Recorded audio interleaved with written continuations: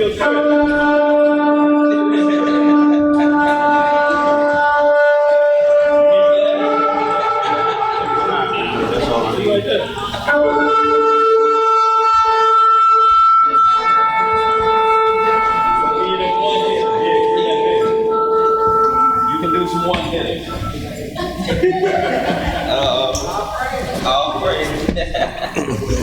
All right, y'all, how we looking? Two back. We good? Yeah. All right, Shabbat Shalom, family. Shabbat Shalom to the worldwide family. Peaceful and happy Sabbath. Y'all know how we do it. Look like all family here, but for those who don't know, we do everything decently and in order when prophesying or practicing or going forth of the word of the Most High within the assembly. So y'all, we turn toward Holy Jerusalem. We're in the west, we turn toward Holy Jerusalem, which is in the east. 1 Corinthians 11th chapter, men are to uncover their head when praying and prophesying. Women are to cover their head. Numbers 30 also backs that up. We turn toward Holy Jerusalem.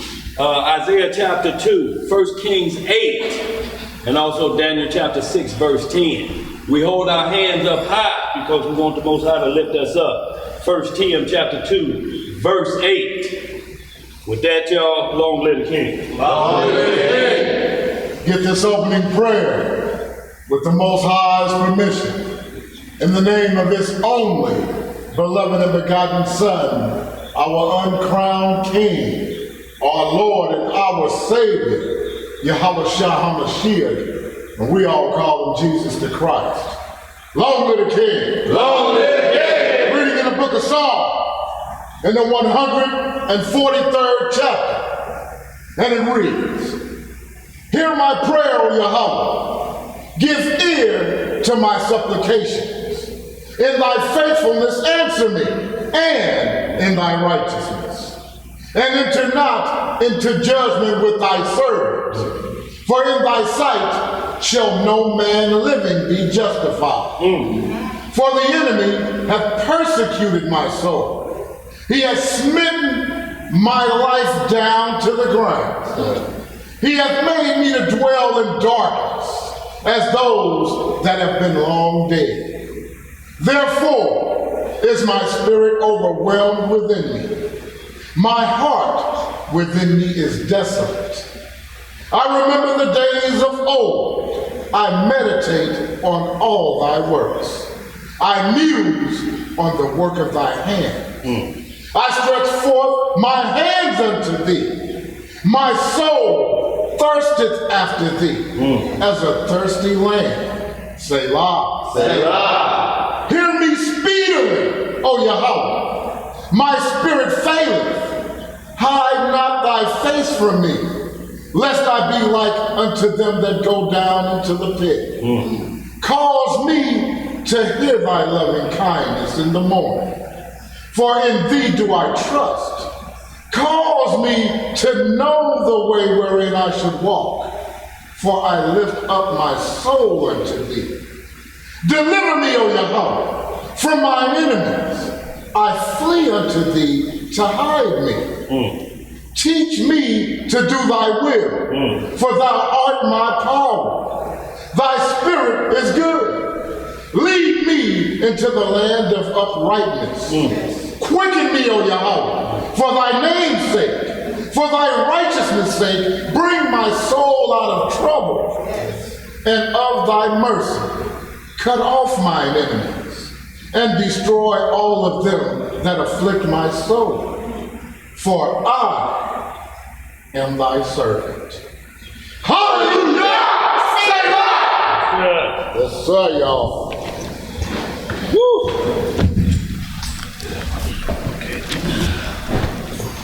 That's what's up. Servant of Yahweh.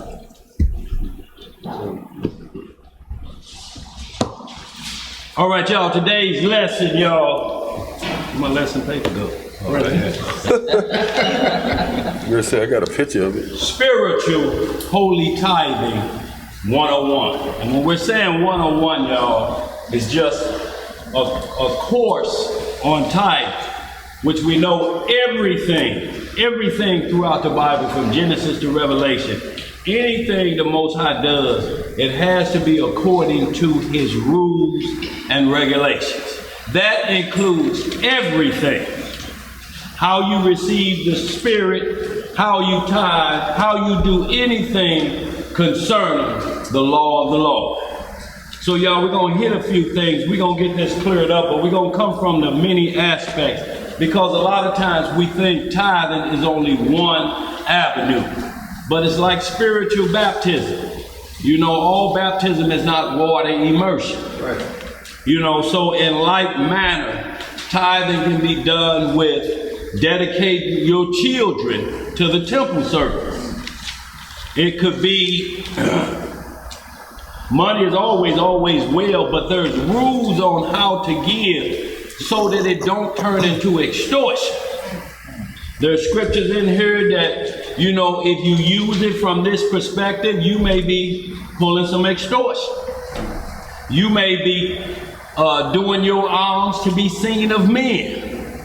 So there's many facets of tithing. There's always the free will, and all of it is based on your ability to be able to give.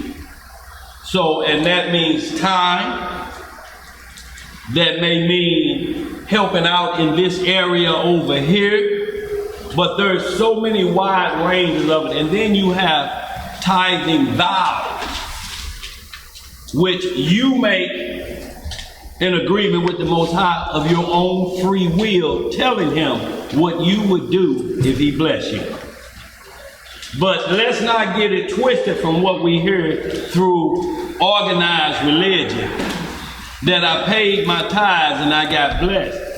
If you ain't paid them according to the rules, don't look for nothing coming.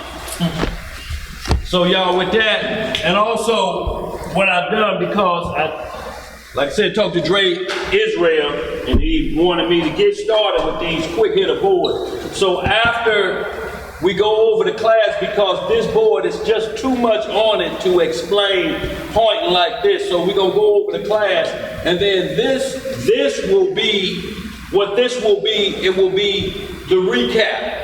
So we'll recap with the board so that you can go and hit it. But we're going to end the class, and then we'll do a short class with just this, like we always do, quick hitter. And we're going to get right back to it, so that you can just look at the scriptures if you don't want to, like I say, look at the whole class and study for yourself. But that's what we're going to do today, y'all. We're going to get on that. Y'all got any questions or concerns out there in the worldwide family, don't hesitate to do it. Yeah. You on. I see you on the page. Okay. All right, y'all got young Joshua up here today.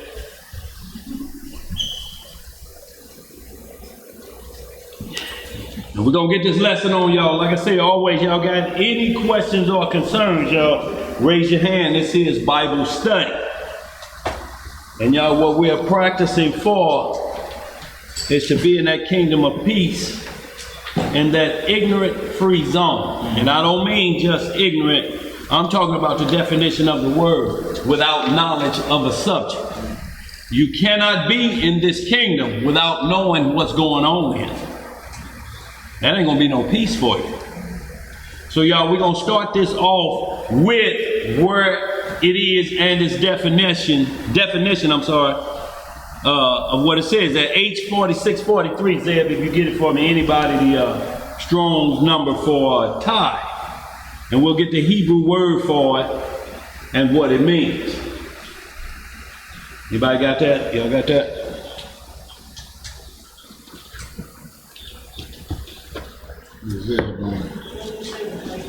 H4643. Yeah, H4643 or G4643, whichever one.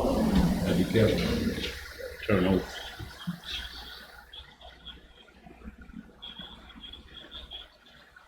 How you looking, brother? H4643. Ma'asar. Right. Tithe, 10th part. What is it? Tithe, or 10th part. See, so it's a tithe or a 10th part. When we're talking about a 10th part, We're talking about 10th part of everything, not just taxes if you only see it as that.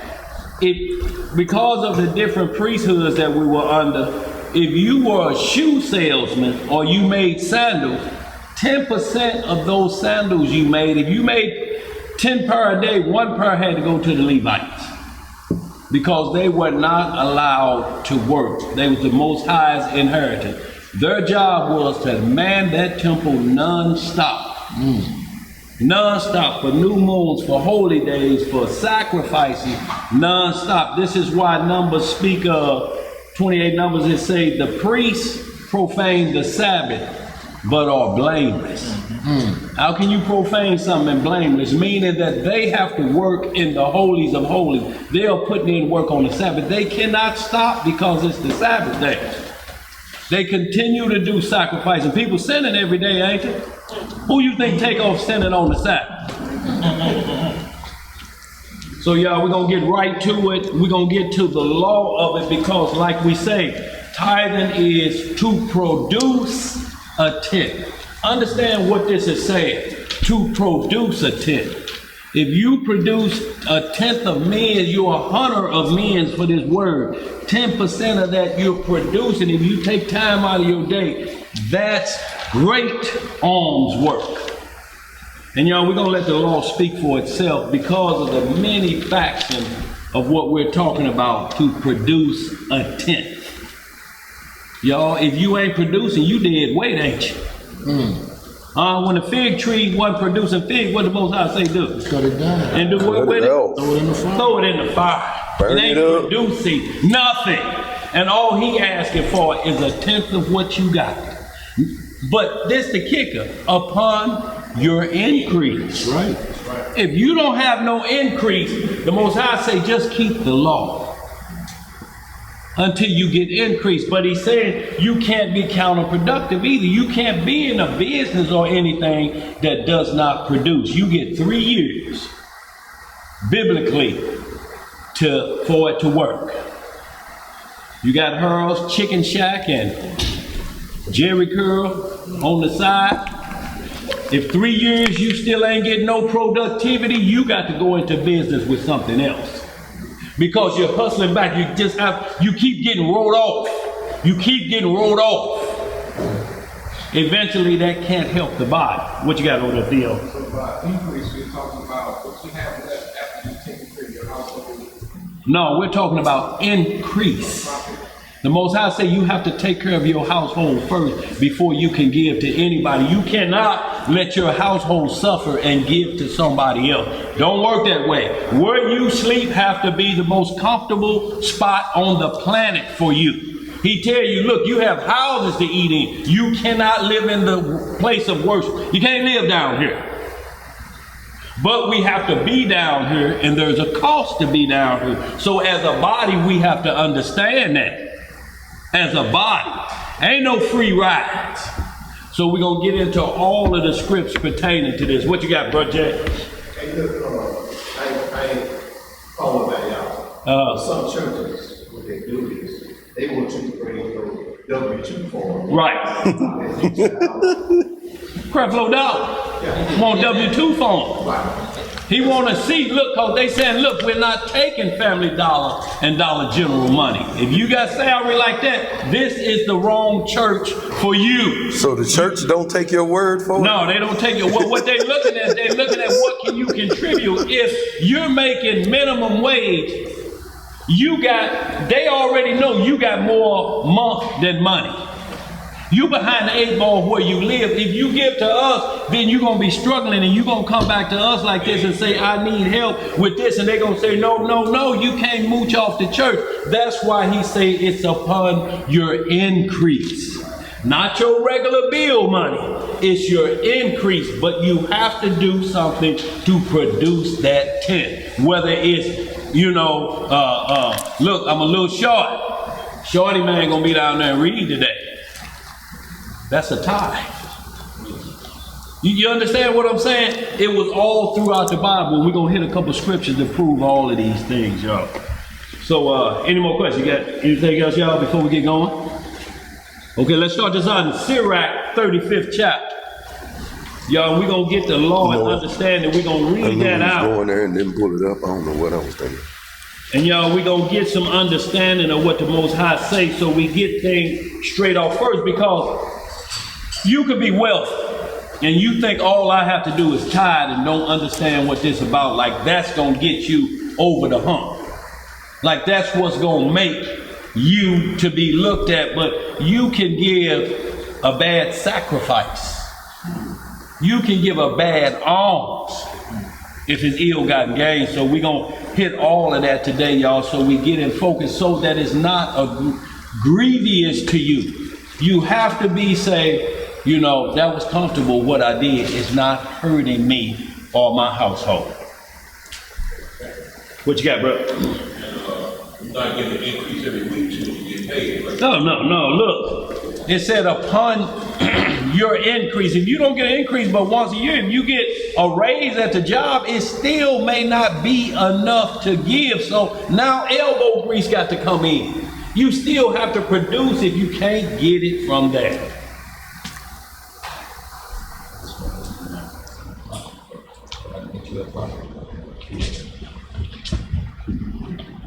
Let's get it, y'all. Alright, so Rock chapter 35, starting at verse 1. He that keepeth the law bringeth offerings enough. He that do what? Keepeth the law bringeth offerings enough. See, when you keep the law, you're going to bring offerings enough, because with what's entailed or in the law itself teaches you what level you can't go below. He leaves the poor here so that we don't forget how to give. So there's always going to be room for you keeping the law. You're going to say, well, at least I have to do this.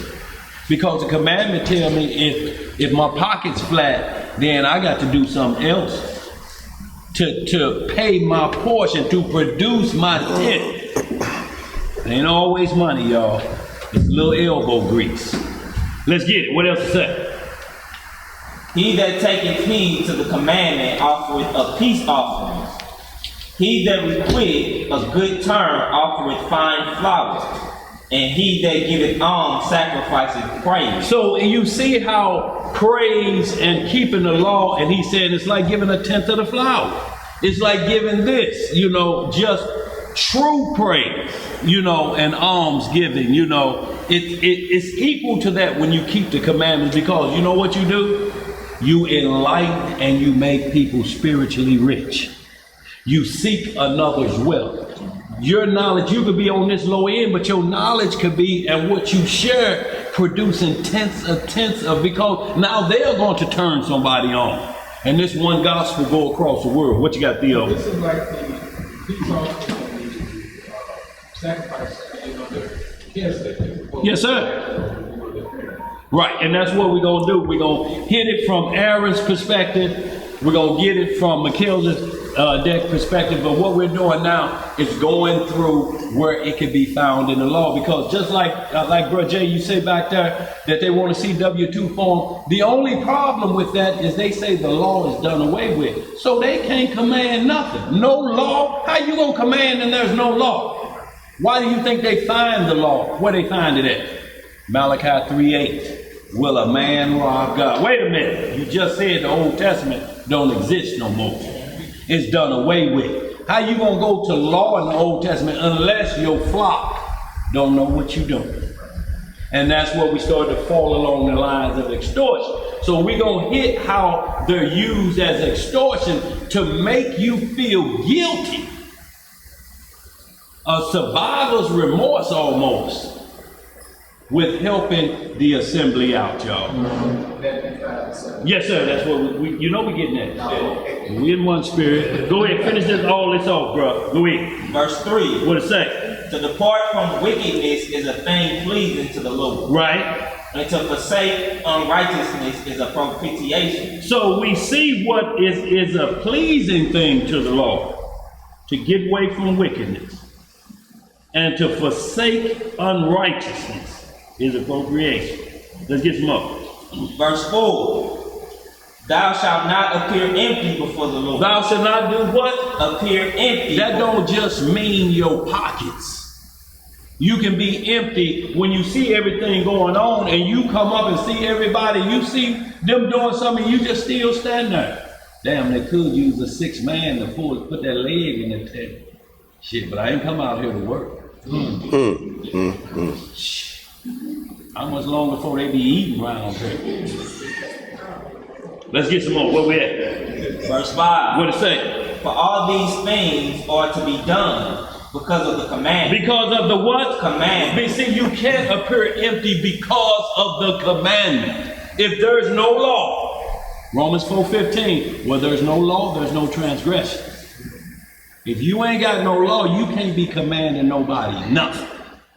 Let's read. Verse 6. The offering of the righteous maketh the altar fat, and the sweet savior thereof is before the Most High. Right. The sacrifice of a just man is acceptable, and the memorial thereof shall never be forgotten. See, and it's a sacrifice of a just man, but we see it's according to the law. You can't make your own sacrifice. You can't give alms against the way the scriptures say you have to give it, because it's against the commandments of the Most High. He says, I'd rather have obedience than what? Sacrifice. So when you sacrifice, it has to be according to the law, or you wasting your sacrifice. And you're wasting our time, and your time, and everybody else's time.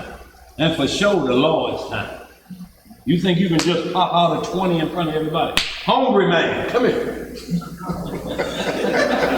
This how I get down, brothers. You know, I do my 10. Go buy yourself something to eat. You need anything? Anybody need anything around here? A beard for everybody. One beard, though, for everybody. Everybody get sick. Yeah, you keep on flossing, you gonna get robbed. Right. Let's get it, y'all. Where we at? Verse 8. What it say? Give the Lord his honor with a good eye. With a good what? Eye. See, you can't give him honor with a crooked eye. You know, with that blinking like this, you think you're going to blink at the Lord? For his honor? Read some more. And diminish not the first fruits of thine hands. And all thy gifts show a cheerful countenance, and dedicate thy tithes with gladness. See, you got to have a cheerful countenance. How somebody gonna start off telling you he nailed it to the cross? You can eat what you want, church. He nailed it to the cross.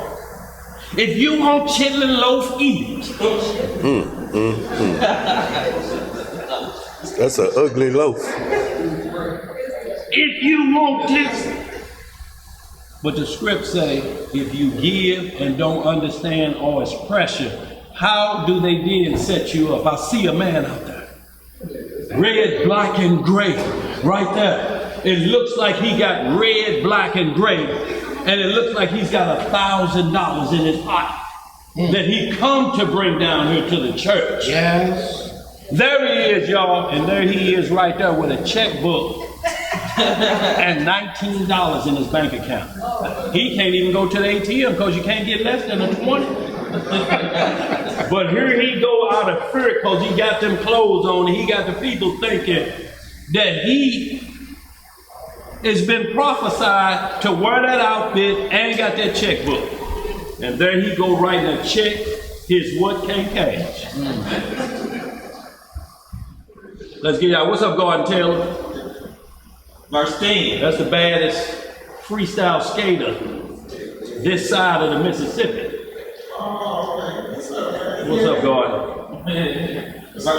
What's going on, brother? See, that's that old school name. That's from the South Side Peabody House. What's up, Gordon? I'll let you. Yeah, we'll get it going. All right. Yes, sir. All right. Verse 10. Give unto the Most High according as he hath enriched thee. Right. And as thou hast gotten, give with a cheerful eye. See, as he hath enriched thee, then you give. You understand what I'm saying? If you're not enriched by him, then you're going to be, and that means like when he enrich you with the word, you give that to somebody, that's tithing. When you turn somebody on. Don't that make you feel good when the light turn on in their head? You can give them $1,000. That ain't gonna be the same because you may go out and blow that. But when the light click on and he say, I understand the Most High's word. Let's get it. Where we at? Verse 11. For the Lord recompenses and will give thee 7 times as much. What he gonna do? Give thee 7 times as much. But if you're tithing because you think you're gonna get 7 times as much, then you're treating tithing as the lottery or the boat. You can't gamble with it. You can't stick $1 in there and pull the handle and say, come on, 3 heavens, give me 3 heavens. Ding, ding, ding, ding. No. It's a crapshoot at that point for you because you lose at that point. Let's read some more.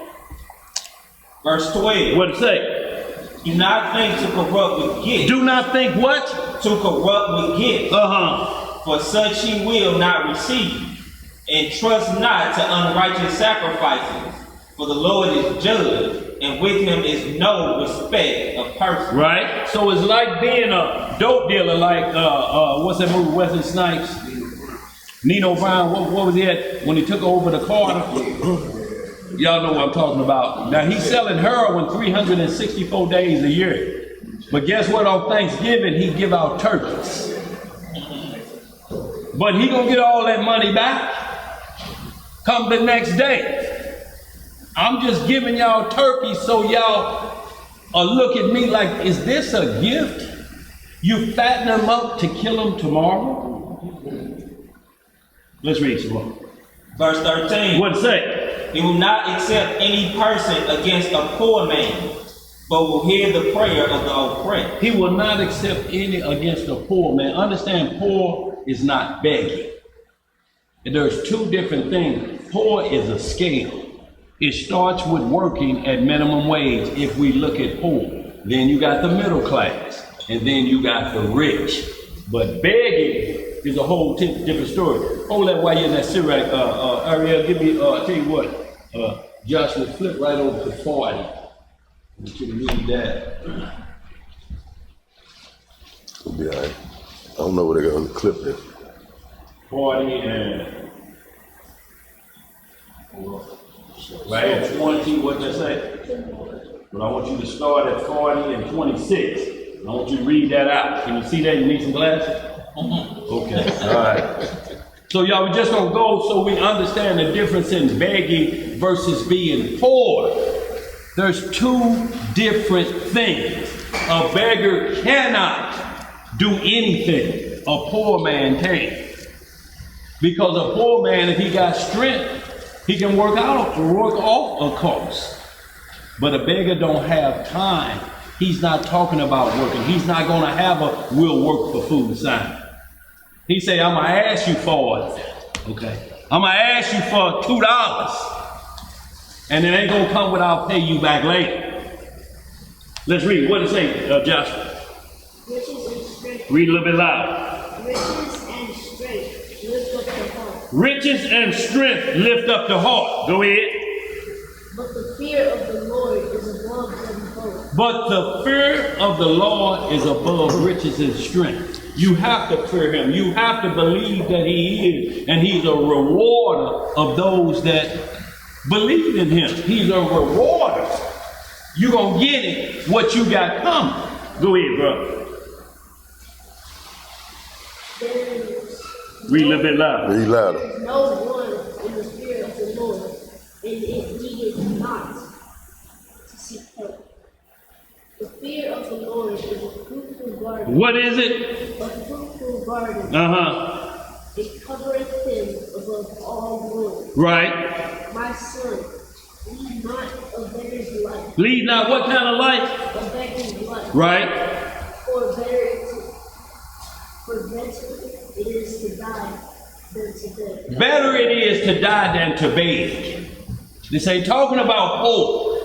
This is talking about leading a beggar's life. You get up and your signs are designed to beg. You've been out here at this corner now. The corners are, it's almost like, what do you call them agencies that send you out? Temp agencies. It's almost like they got a temp agency. Yeah, you'll be on 270 and West Florissant today. And then I need you over on Chambers and Halls Ferry tomorrow. When we was coming up, they had car washes for these little high school games and different things. We wash cars to raise money. We sell candy, we do these things, but just on a tow road with your hands shaped like a cup? Finish that out, Joshua. The life of him that depended on another man's favor is not to be counted toward life. The life of him that depended on another man's table is not to be counted for a life. Does that make any sense to anybody? Read some more, Joshua. For he polluted himself with other men's meat. But a wise man, well nurtured, will beware thereof. It say he polluted himself with another man's meat because he's in control now. I feed you, you better do what I say. You better do what I say. So that's going to be a problem that's going to be grievous for you. Read, finish that last verse, Joshua. Begging is sweet in the mouth of the shameless. Of the who? In the mouth of the shameless. But in his belly there shall burn the fire. See, it's sweet when you have no You shame. was feeling that verse, huh? When you have no shame. That's the difference in poor and when we're talking about begging. You can choose to give to somebody begging, but that's just your choice. You have to understand he may do anything with it. You cannot dictate what he go do with it if he out there. If you see him out there 3 times in a row, or the I ran out of gas again trick, wait a minute. You gonna have to put 2 gallons of gas. How do you keep running out of gas at In the that same spot. You ran out of that at that spot last week. Your car stops right there, like it knows to run out of gas right there. Hey, one time I had a brother. So when you leave here on the Shabbat or home, you know, you get on 70, right there on the King Highway. There's this man that's always there, same sign. Right. Last week I was on the tirade because he's standing there with that sign begging, but he's got a bag with food. Right. Somebody's giving him sitting there. He's chewing and eating while he's begging, and I'm sitting up. I'm on a tirade. Yes, he can't be hungry. Right. It's not like he need anything at that point. You got a meal, what you still asking for? And you know, like I say, you'll be homeless. I had a brother one time tell $20 me. to get you one night stay and to do drop in. I had Maybe a brother tell me at the grocery store a story about how he just moved here with his daughter. He on his luck. I gave him $10. Well, the next day he had another store telling me a different story. And I just look at him. I say, "You don't remember me from last night?" He said, "Oh, my bad." Right on. Then I go to another store. He there. He say, "We keep being at the same place." Right. We gotta put meat like this. Right. But look, see, if that becomes grievous for him, he can't give to him what the scripture says, because you can't regulate poor and begging. It's not for you to judge like that. It says you must look them in the eye. You must look the poor in the eye. The beggar you can just look at, but I'm talking about the poor. You cannot turn your eye away from it. And what that means is you at least hear it out. And you can say, well, you said you need about $46. Well, count this up. Will $13 help you reach your goal? And they say, yes, 13 will help you reach your goal. But if they start to dictate that 13, you got it. Wait a minute. I got something else for you. Yeah, you can't dictate what's in my pocket. I'm going to give you 13, a part of your thing. That's 13 less you have to come up with. But you can't count my pocket. You can't live off another man's table. It's telling you that it's going to be trouble in your life, because if you get the wrong man, he'll front you off in front of everybody. What you got to say? You know, a long time ago, they used to say beggars can't be choices, but some people are choices. What you say? They say beggars can't be choices. Not today. Not today, they choice his head. Choice his head. Boy, you could be handing them 3 bags of tacos. They be like, is that what you have to give? I want some greenbacks. And this look like This look at least steakhouse worthy. It should be at least the chicken and steak meal. Come on now. You driving this and you handing me tacos. Wait a minute. Hey, that chicken and steak don't sound bad. And kind of, I don't know if you ever seen a movie, Scary Movie, but it was this homeless dude that jumped out on a group of girls, and she was like, they was like, oh, all he wanted is a sandwich. He wanted a sandwich. And he threw it back there and he said, I said $1. Right. What you got, Theo? What happened? You give $1.50 and pay back when? Well, see, and then that remains to be seen. How many times can you do it? The problem is when you in that mode and there's no shame. When no shame, that means you're heading for reprobate mind. That means I'm asking outside of the law. If you get into outside the law with a beggar, it's not the beggar's fault. It's going to make you angry. Y'all, so we don't have to do that, y'all. We just have to know the rules. Just like there's rules of forgiveness. Luke chapter 17, 1-4, Matthew 18. You cannot forgive anybody unless they repent. They have to tell you, I'm sorry. For you to forgive them, other than that, they just sorry they got caught. You got somebody there too loud? Somebody said, what about the drug addicts with the burn marks on their fingers? But see, this could be cold turkey day for them. See, it's still your choice. The power is in your hand. When we get into Acts 5th chapter about Ananias and Sapphira, when they sold a portion of it wasn't all their property, they said they had a possession. And they sold it, but they like, look, we'll just tell them we got 200 for it, even though we got 600 for it. Plus, you know, this gonna give you a little extra shopping money. Here, don't get you something. We'll give this 200, we'll give these niggas all this now. And Peter and them asked, he said, how has Satan tempted you to lie to the Holy Spirit? Is it not your property? Do you own that property? If you say I sold it for 600, I got 50, but we need 550 of this. They say that would have been fine. But you gonna set it up, he say, it's a man here to carry you to his grave. Here come his wife in with bags. Oh, Earl in the grave. How much y'all sell that building for? 400. Boom, dead too, gone. It's not to be played with, y'all. It's not to try to get a hustle or an advantage of it. How long you think spirituality gonna last with you when you're trying to hustle it? Let's read some more. Did we finish that up? Josh, will you finish? Yeah, he finished that. Okay, let's get back to that 35 and finish that out of that Sirach. Y'all, we're gonna get on into a couple other areas. But like I say, y'all, when y'all know drug addicts or something like that, especially if you've seen somebody who grew up and they used to be it, hanging out, had the flies caught, the nicest pinky ring holding that shot of Hennessy. Now they begging on the street corner. You will look the other way. You more ashamed for them than they are for themselves. You be like, damn, he done dropped there. I can't even let them see. But they don't care if you see me like that. What's up, player? I know some been in front of the same store for 20 years. He ain't got no shame. None. Y'all, so we have to understand this is not a stab at poor people. This is a stab at what's called begging.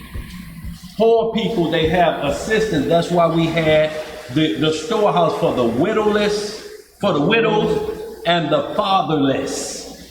People that need assistance because their power source, their producer of a tent may have passed on. So you got to have a little something, but they can't make a living off of it. They can't raise generations of it like in Don't Drink Your Juice in the Hood. When he was telling we done raised 3 families on welfare. No, you can't do that. That's pimping the system. That's pimping the system. Okay, y'all, we finish up that Sirach 35. All right, Sirach 35, verse 14. What it say? He will not despise the supplication of the father. Of the who? Of the father, nor the widow, when she pours out her complaint. See, he will not despise it. The Most High gonna listen to what we just said. We just said that, didn't it? The fatherless and the widow. And y'all, we got a terrible fatherless problem in Israel. Single mothers running the household. There's a serious problem with that in the ghetto. What's the most confusing day in America for Hebrew? Daddy. Father's Day. Father's Day. What? How you introduced to your daddy like this?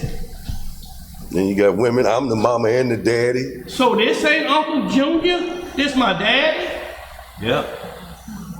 How you gonna go tell your mama on your son because he in your room at your mama's house? Both y'all living there now. Get out of here before I go tell Mom! Timmy Jr. won't get out of my room. Timmy Jr., now that's your daddy's room. You get out of there.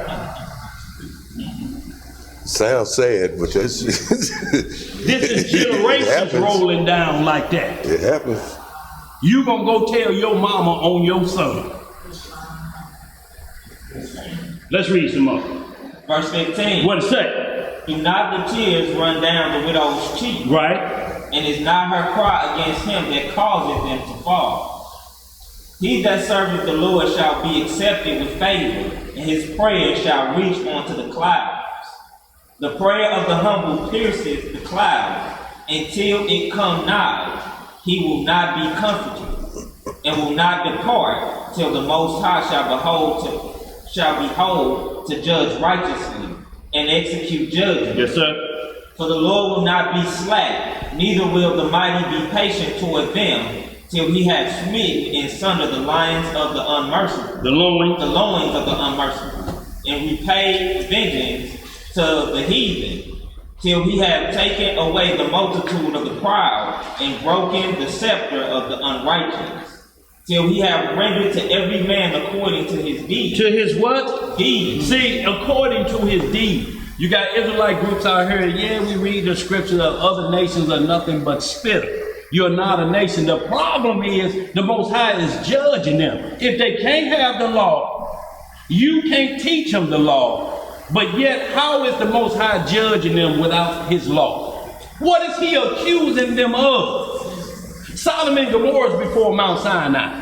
Are you telling me they're spittle to the point that they could not have the law even though it's right there? And even if they start studying it, they go as far as to say they can read Genesis to Revelation and study it and keep every word of it. It means absolutely zero to the Most High. Where y'all reading that at? How is he saying it's going to be more tolerable for the Pharisees or those that won't let you come in and tell the good news and you shake the dust from their feet? It's going to be more tolerable for Sodom and Gomorrah in Judgment Day than for this house that you had to shake the dust from your feet. See, Sodom ain't been judged yet. They were just punished for their wickedness. Fire and brimstone stop the wickedness. But there's still Judgment Day for all the players in the game at Sodom and Gomorrah. That just stopped the wickedness in its tracks. And the Most High will come through with flood waters and wash wickedness out if he have to. He'll do it in New Orleans. Because they say New Orleans, on what's that road you walk down, what's that street? Bourbon Street and French Street or whatever it is. It's the same, French Quarters, it's the same like LA. It smells like grease and buttocks. Just in the air. It's a stench of wickedness. And everything is practiced in there. So he'll send a flood through there and wash it all out. Let's read, finish that off. Verse 19 again. Till he have rendered to every man according to his deed. Right. And to the work of men according to their devices. Till he have judged the cause of his people and made them to rejoice in his mercy. Verse 20. Right. Mercy is seasonable in the time of affliction, as clouds of rain in the time of drought. Y'all see, when mercy is seasonal, you just ain't gonna receive mercy all the time. It's gonna come just like a drought. Boy, you like, boy, we sure could use some rain today. Everywhere it's starting to look like children who put up a basketball hoop on grass. 2 days, it's dirt, ain't it? Or we'll wear a grass patch out. And you need some mercy to come in there, y'all. So let's get right to it, y'all. We continuing on with the law, Matthew 5:17. Then we're going to hit just the law of tithing so we understand it. And then we'll get into the priesthood of Aaron. We'll get into the priesthood of Melchizedek, which is all free will and upon increase. And then we're going to get into just a few scriptures according to be used as extortion to make giving to the Lord grievous. Y'all, if you go back home and say, why in the hell did I write that check? Don't worry about that check, Henry. You gonna feed the hungry. If you feeling like that, you ain't gonna be satisfied if you watch the hungry eat it. You know why? Because you ain't gonna be eating. That was the rent money, the cable money, car note money. And you said I gave it because I want to watch them eat. You gonna be grievous. At this point, it's gonna be trouble for you in your mind about this, and then you're gonna start to think of ways to say, see, that's why I don't do that no more. No, you don't do it because you didn't keep the law concerning it. You let somebody buffalo you into writing a check that your what? Can't cash. See, down there, Lively Stone on Vander and St. Louis Avenue had what they call a bounce check board. Now you can write a check and they write up there, and you can just see people gathered around like the honor roll board in high school. It bounced. Whoa. And he drive that car. God told you them was rental cars. He ain't got all the different cars. Oh, he bounced a check too. ABC, gold, silver, and bronze givers. How you gonna do that to a people? You gonna have them giving up something that they can't afford.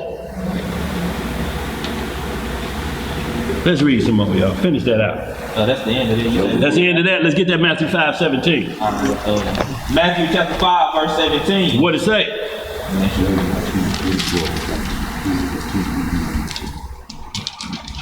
All right, Matthew chapter 5, verse 17. Think not that I am come to destroy the law or the prophets. See, the Most High said, let's start off right here. Think not that I am come to destroy the law or the prophets. See, he's telling you it's always two parts. It's not just the law, it's the prophets, because the prophet prophesied certain things according to the law. The prophets prophesied certain things according to the law. So you got two parts. Not only that, but they prophesied the second coming. So the second coming can't happen without the same law. He can't get rid of it because the prophecies ain't gonna know what to do. Let's read some more. I am not come to destroy, but to fulfill. But to do what? Fulfill. So is Isaiah 66 the second coming fulfilled? Mm-hmm. How can you nail it to the cross then? That's the second coming. If you nail that to the cross, then all of your prayers and hopes of him coming back is void.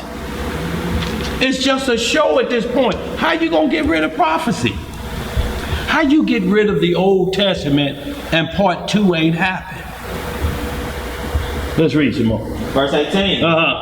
For verily I say unto you, till heaven and earth pass, one jot or one tittle shall in no wise pass from the law, till all be fulfilled. See, we are under the same exact law Adam got. Different priesthood at the time. That was Melchizedek. You know, then we moved to Aaron, and now we're back in Melchizedek. But he said to heaven and earth pass. Heaven and earth didn't pass during Noah's flood. Same heaven and earth did not pass during Noah's flood. So that law is still good crossing over the water. Heaven and earth didn't pass. He said that would pass before my law could be nailed to a cross. Let's read some more. Verse 19. Whosoever therefore shall break one of these least commandments. The smallest one you think. The one you think, oh, God ain't worried about nothing like that. Go ahead. And shall teach men so. And shall do what? Teach men so. he shall be called the least in the kingdom of heaven. So he should be called the least in the kingdom, or the last one to get in. And when you say he should be the least to get in, that means he ain't coming in. It's like somebody say, man, little Earl had you say, man, you got the party, man. He say, man, ain't nobody called him. You like, look, man, little Earl will be the last one to get in this party. That don't mean after everybody got in, everybody in, okay, little Earl, come on in. No, that means he ain't coming in. He better get away from around here. It's gonna be trouble. Gonna be trouble. Right, read on. It says, but whosoever shall do and teach them, the same shall be called great in the kingdom of heaven. Read the next 2 verses. Verse 20. For I say unto you, that except your righteousness shall exceed the righteousness of the scribes and Pharisees, ye shall in no case enter into the kingdom of heaven. See, now, your righteousness had to exceed the scribes and the Pharisees. Scribes and Pharisees, the Pharisees didn't believe that the Messiah was who he was. The Sadducees didn't believe in nothing supernatural. If you're hanging out with somebody like this, and you're trying to unify with somebody like this, one of y'all getting in and the other one ain't. But you done stop your getting in because you're trying to force the hand of the Lord to let them in. He said you have to get out of that behavior. That behavior will leaven the whole lump. They can't come round to me. I don't care if they Israelites or nothing. One Pharisees and Sadducees Israelites. You can't come into this kingdom we talking about with your right. Because the next verse tell us why. Read that next verse. Verse 21. What it say? Ye have heard that it was said by them of old time, thou shalt not kill. And whosoever shall kill shall be in danger of the judgment. Right. But I say unto you, that whosoever is angry with his brother without a cause shall be in danger of the judgment. Without a cause. And what we're talking about, every cause is backed by law for you to say, he transgressed against me. My brother, there has to be something. What did he violate? Ordinance number 00765. My brother transgressed against me. But if that ain't there, you're angry without a cause. Or you mad because it's something you said to him. Brother, you stumped down, brother, and I can see the Lord dealing with you, and I'm going to be back there, and then you get mad because you said that. Why tell that nigga that? He ain't all that. Hell, I could have answered them questions. Why you say that? Now you cussing yourself out in the mirror. Why you say that, nigga? Now you angry at me. You're angry at him. You're angry at Joshua without a cause. You couldn't produce the cause why you mad. But you angry.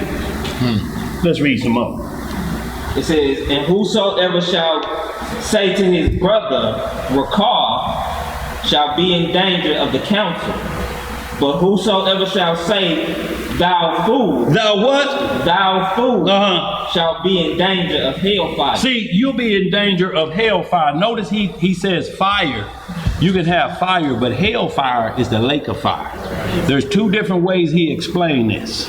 Lakeside he said, living. Lakeside Willie. Yeah, he says you can be in danger of hell.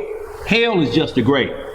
But when you talk about hellfire, you're talking about in the grave for eternity in the lake of fire.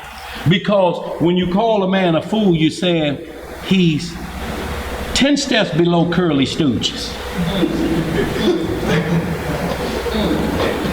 I'm talking about you said dumb as a box of rocks. Jethro Bodine is Albert Einstein compared to.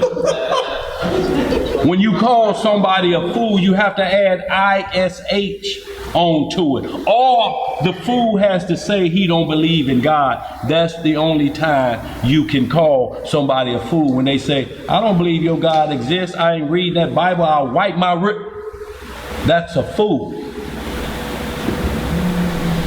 They even have a day once a year for them. It's in April. What they call it? And what they do, trick you to believe something else. I fooled you. You fool.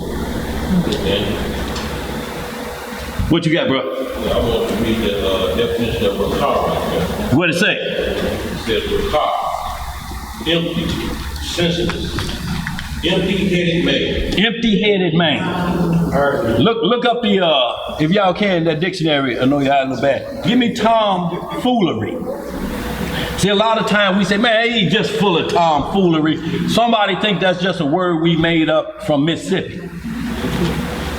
But look up tomfoolery. See, once you look at an individual like that, you're not going to give him the fruits of the Spirit because you think he's not deserving of it.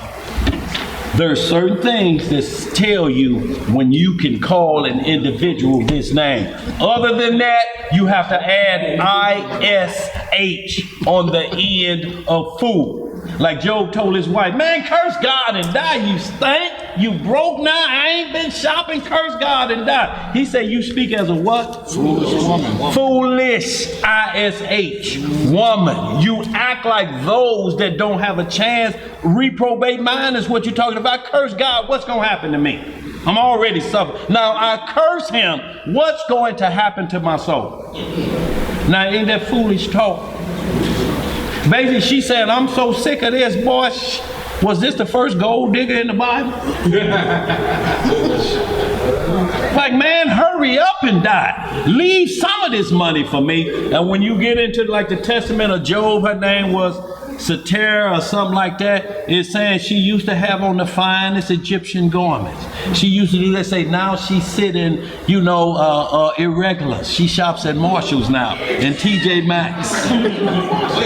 She's shopping at the Egyptian fine silk and linen store anymore. She got on irregulars. This purse got Gucci and Wucci on it. You like, how they get that? It's a hybrid. It's a hybrid. Where we at? You got tomfoolery. Yeah, tomfoolery. What it say? It says foolish or silly behavior. Foolish or silly behavior. In other verses, it say extremely stupid. So when you say, oh man, he's full of tomfoolery, man, that's just tomfoolery. It's silly and stupid behavior. Don't entertain it or you're going to become what? Silly and foolish likewise. Where we at on that? Matthew chapter 5, verse 23. You just going to read down to 24. Okay. Uh-huh. It says, therefore, if thou bring thy gift to the altar, and there rememberest that thy brother hath aught against thee, leave there thy gift before the altar, and go thy way. First be reconciled to thy brother, and then come and offer thy gift. See, the Most High saying, how you gonna bring me something, me and you cool, but you ain't cool with who you see every day? If it already said repentance in order, you got to go back, you got to get that straight, then come to me. I know you following the rule. You just finna make a sacrifice. Oh, so you want me to do your work for you. You gonna throw something in the treasury and figure, yeah, let God handle it. I put a few coins in there. He like, no, you ain't evil. You better go clear the air with that. Then bring the gift. Then I know your heart is true. We can hold that. Numbers 18 and 20, y'all. These gonna be some one-hitters. Numbers 18, 20. Nehemiah 10:36. We wanna grab both of those. We're gonna hit the Proverbs, y'all, and then we're gonna get into the heart of this lesson, y'all. We're gonna move a little bit rapidly, but we're gonna get through this. Because like I say, we're gonna go back over it and we're gonna recap with the board.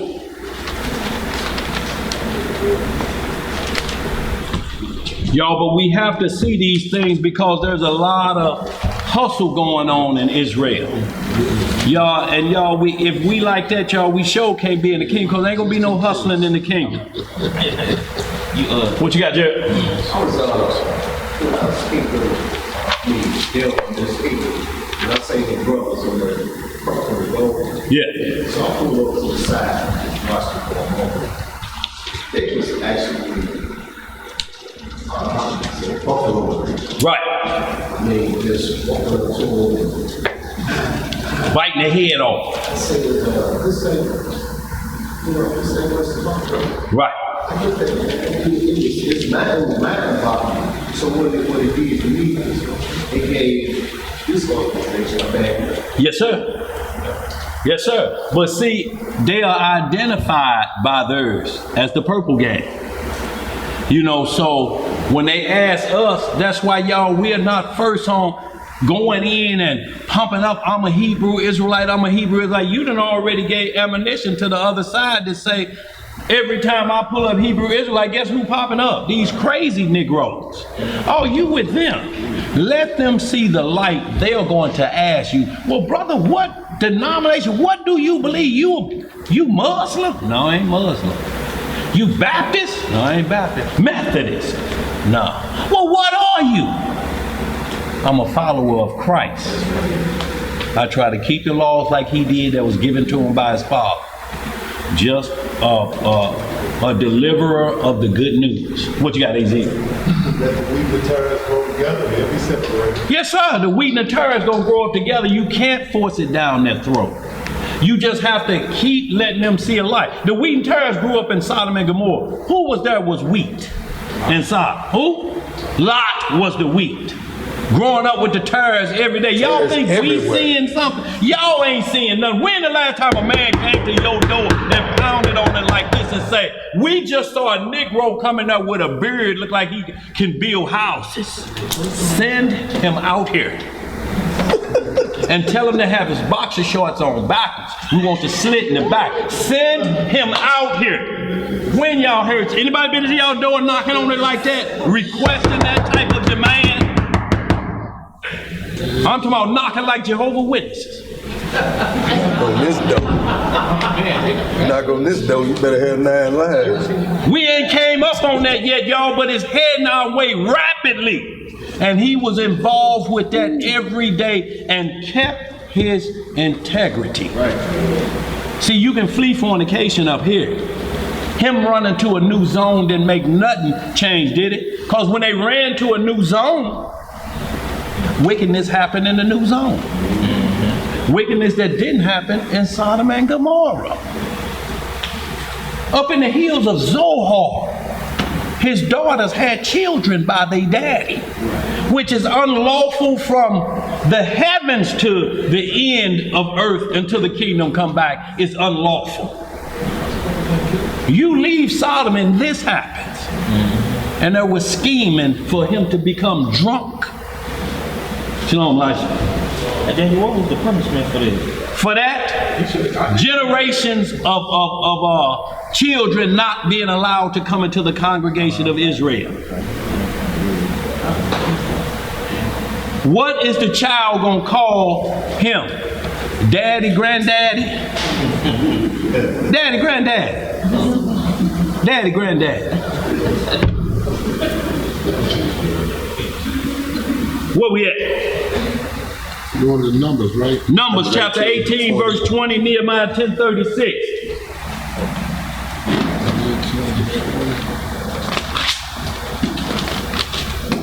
You can read down or back it up if you need to, a couple verses. We trying to see if that a one hit, we was gonna give it to Joshua. Oh, we're gonna get to Joshua? Yes, sir. There we get Say it. it loud. Where we at? 18 and 20. 18, 20. You see verse 20? Yeah. Read it real loud. And the Lord spake unto Aaron, Thou shalt have no inheritance in their land. See, he spoke to Aaron the high priest. You don't get no inheritance. You don't get no plot of land. I'm your inheritor. You inheritance for me. I got you. You don't get what everybody else, but you get the blessing. You get to inform my law to all of Israel. That's your job. Y'all, do y'all know what kind of position that is? To do it in righteousness? What else to say, Joshua? What else to say, Joshua? Neither shalt thou have any part among them. Right? I am thy part and thine in inheritance among the children of Israel. See, he says, I'm your part. Everything come from you. Now, what's happening today in organized religion is the preacher is using this part against the people, saying he's God's part. I'm God's anointed. Y'all supposed to fat me up. And then you have people so crazy, the clergy coalition to come here, people to get together and want to buy they preacher a fur coat and non-later gators, put him in a limousine for what? So that he look good when these other pastors come to town. So this what it is, a fashion show. This look like a pimp convention.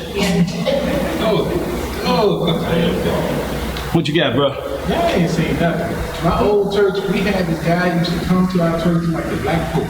The dude had on all the jewelry, all the clothes, the little kind of crown thing. Yeah. I don't know, we called him the Black Pope. That's how he looked. I was like, let's go. Take that off. What are you doing? But that's what they really get into it. Y'all, to be seen of man is powerful, y'all. It's a hell of a drug. It's a hell of a drug, respect a person. I'm talking about intoxication will take you over in a nanosecond, especially if you give respect to that. And believe it, some people are not giving respect to it. Where we at? Jocelyn, you finished that? I finished 21. 21. Okay. And behold, Read a little loud. and behold, I have given the children of Levi all the tenth in Israel for an inheritance, for their service which they serve, even the service of the tabernacle of the congregation. Neither must the children of Israel henceforth come nigh the tabernacle of the congregation, lest they bear sin and die. See, we can hold that. So that's the law and the inheritance why Levi didn't have to pay tithes, because they are in 24/7 continual service of the Lord. Now let's just hit that other quick hit, nephew, Nehemiah 10:36. I need to look at that index myself. Nehemiah 10:36. What is that?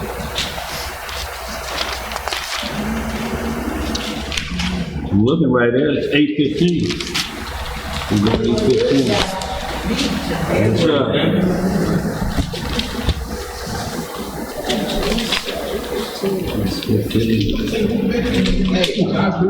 There you go. 8:15. You want to go, Joshua? Nehemiah 10:36. Chapter 10, verse 36. Oh, yeah, you gotta go. You go the other way.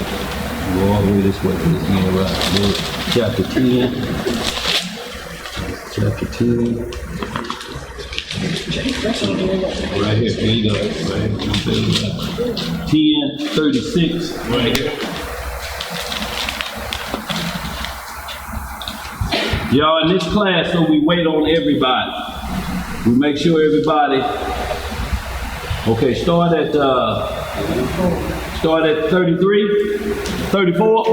We're gonna start at 34, Joshua. Read down to 36. Read it loud. And we cast the lots among the priests, the Levites. The who? The Levites. And the people for the wood of offering, to bring it into the house of our God. See, so we cast lots, y'all. Casting lots was a form of like we would call it shooting dice today. But they had dots on them, and they would throw them, and that would determine which way we would deal with priests and different things. Or they cast lots to replace Judas Iscariot. Lots was cast, so and the numbers would roll a certain way. Because they use that don't mean you can go on the boat and play blackjack or whatever the gambling is, with throwing dice. Same form of possible lot casting, but with a total different mindset.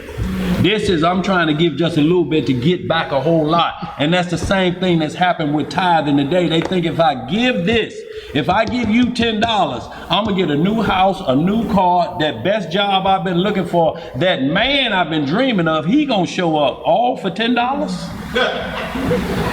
Want an awful lot for $2, don't you?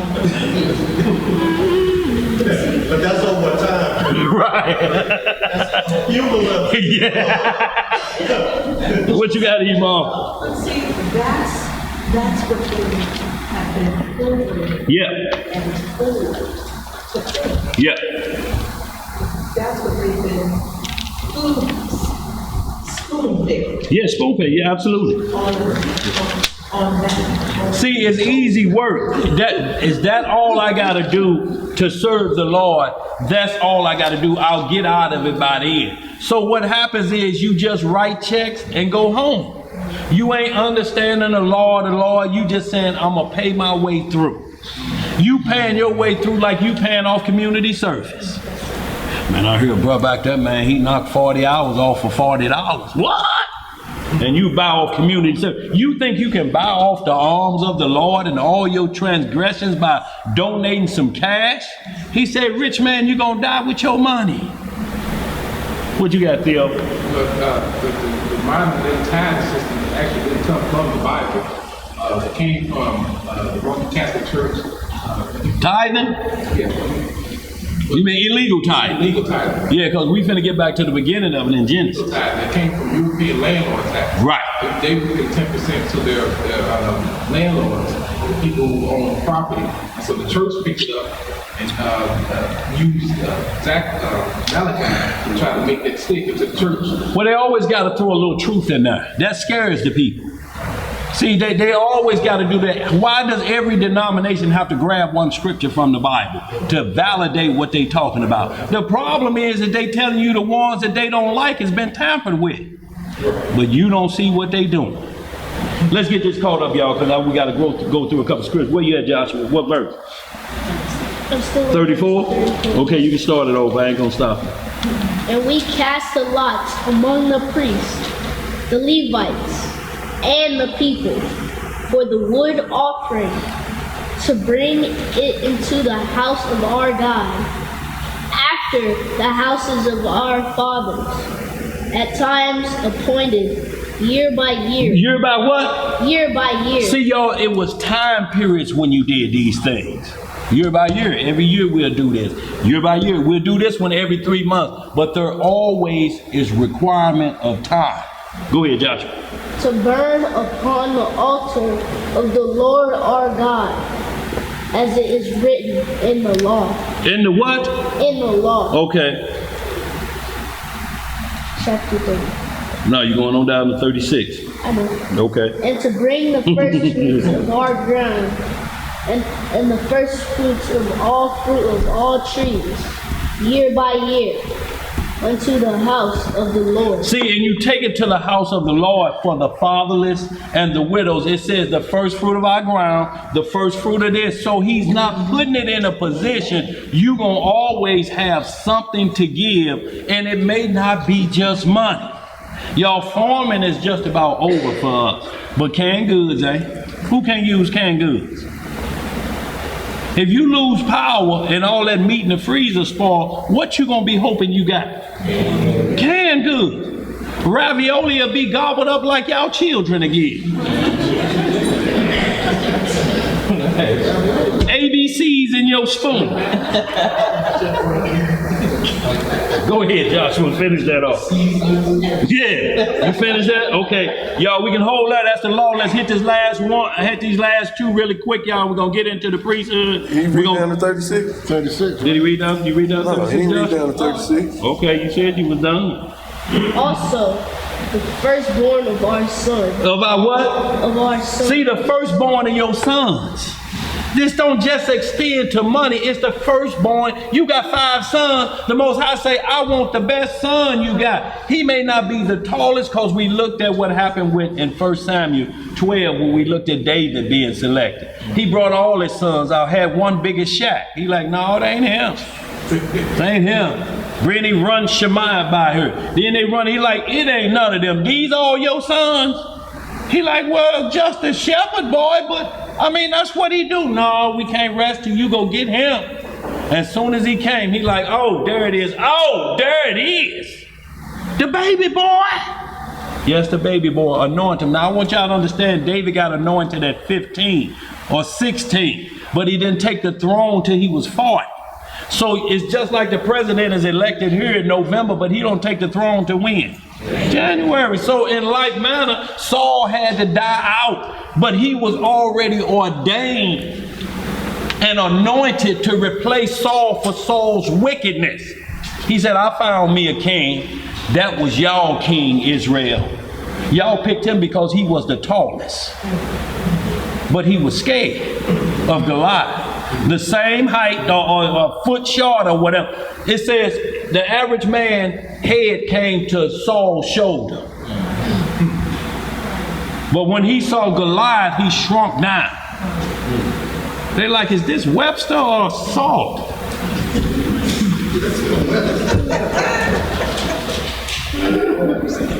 He was peeping behind his desk when he heard David had killed Goliath. When he go, who was that? Who was that? It's David. Oh, what's happening? You need some armor? Because I got extra back here. You know, I got a little fat for this right here, this chest piece right here. And David like, I don't need none of that. None of that. This all I need right here. This sling 9.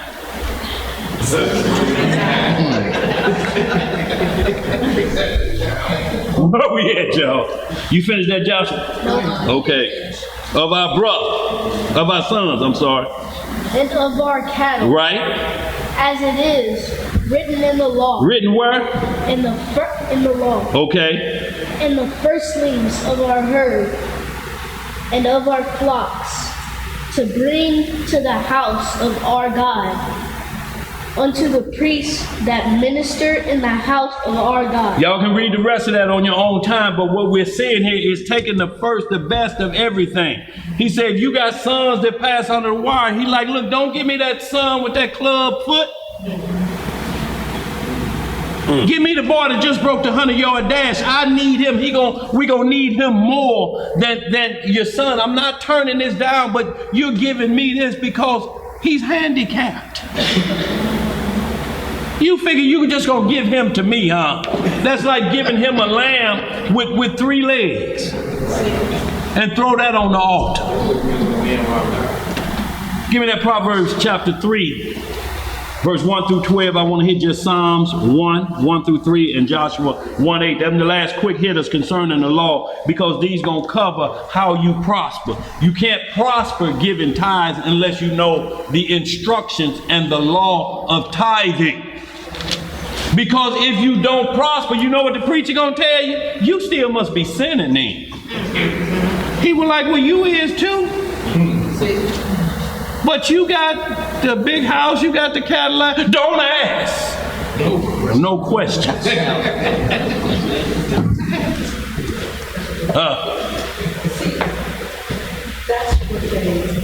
Go around this way. Just go trip on the cord. Come this way.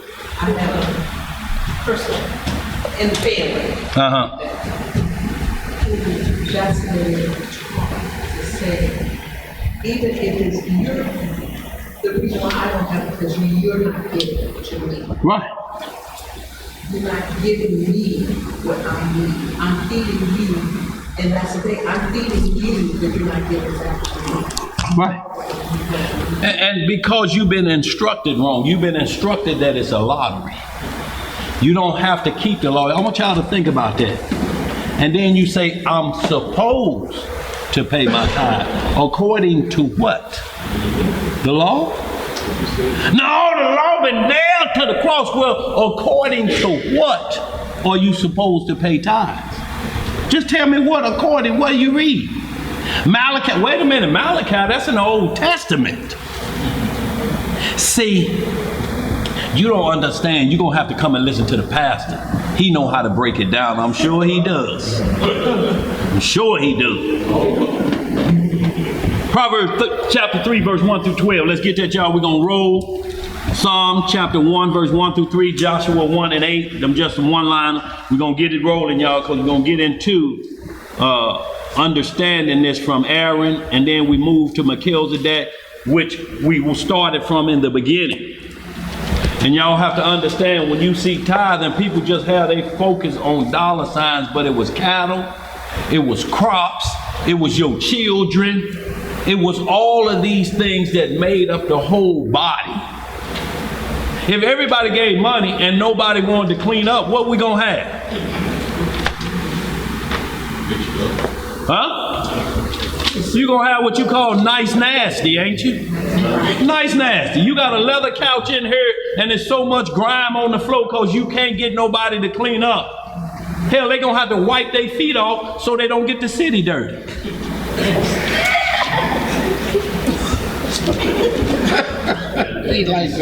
But you got all of the, and many, all the big screens and all this in house nasty.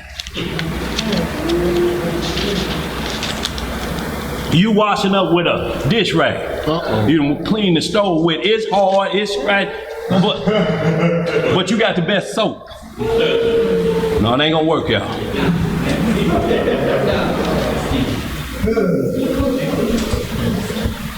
Proverbs chapter 3, verse 1 through 12, we got it. The book of Proverbs, chapter 3 and verse 1. Yes, sir.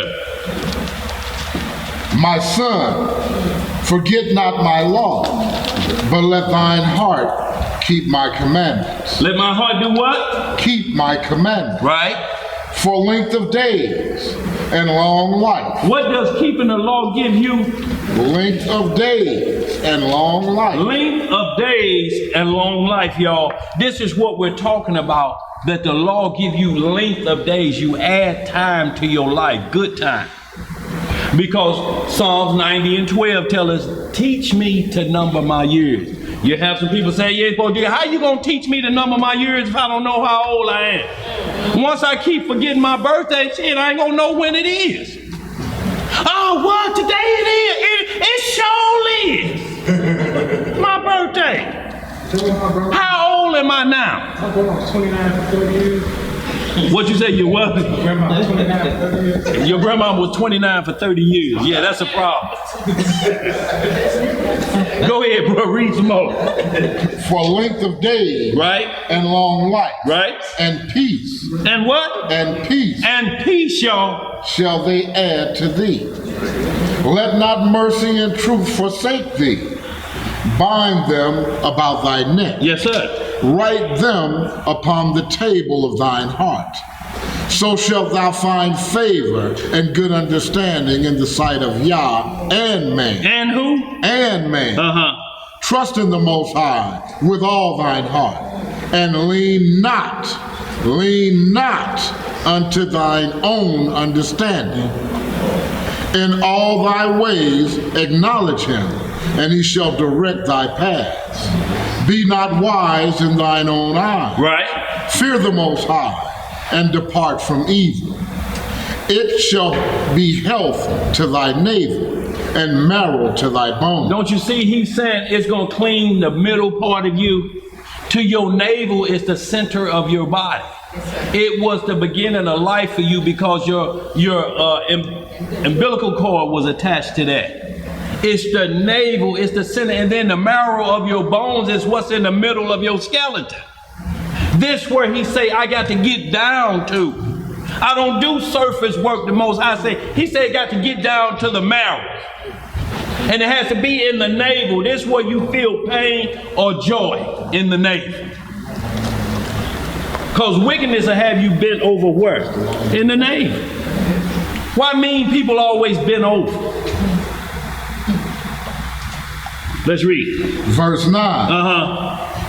How far are we taking this down? Just to 12. Okay. Verse 9. Honor the Most High with thy substance, and with the first fruits of all thine increase. Do y'all keep seeing increase? If there's no increase, you can't honor him because you're going to take away from some that make you suffer and you're going to blame the Lord. I wanted to get you them shoes, baby. I didn't want you to walk in them Converse with no sole on. I wanted, but I had to give the money to the church. You've been wearing them shoes since kindergarten. And you're in the 5th grade. You ain't wearing them shoes. I'm talking about soles so thin, if you step on a quarter, you can tell what year it is. What we at, bro? Verse 10. What it say? So shall thy barns be filled with plenty, and thy presses shall burst out with new wine.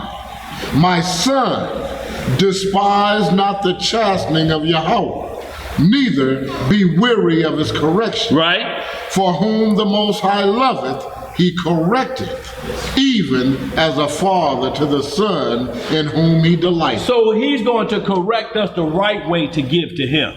It's just like your parents. How y'all know? Try to give your parents some rent money with dope money and see what they say.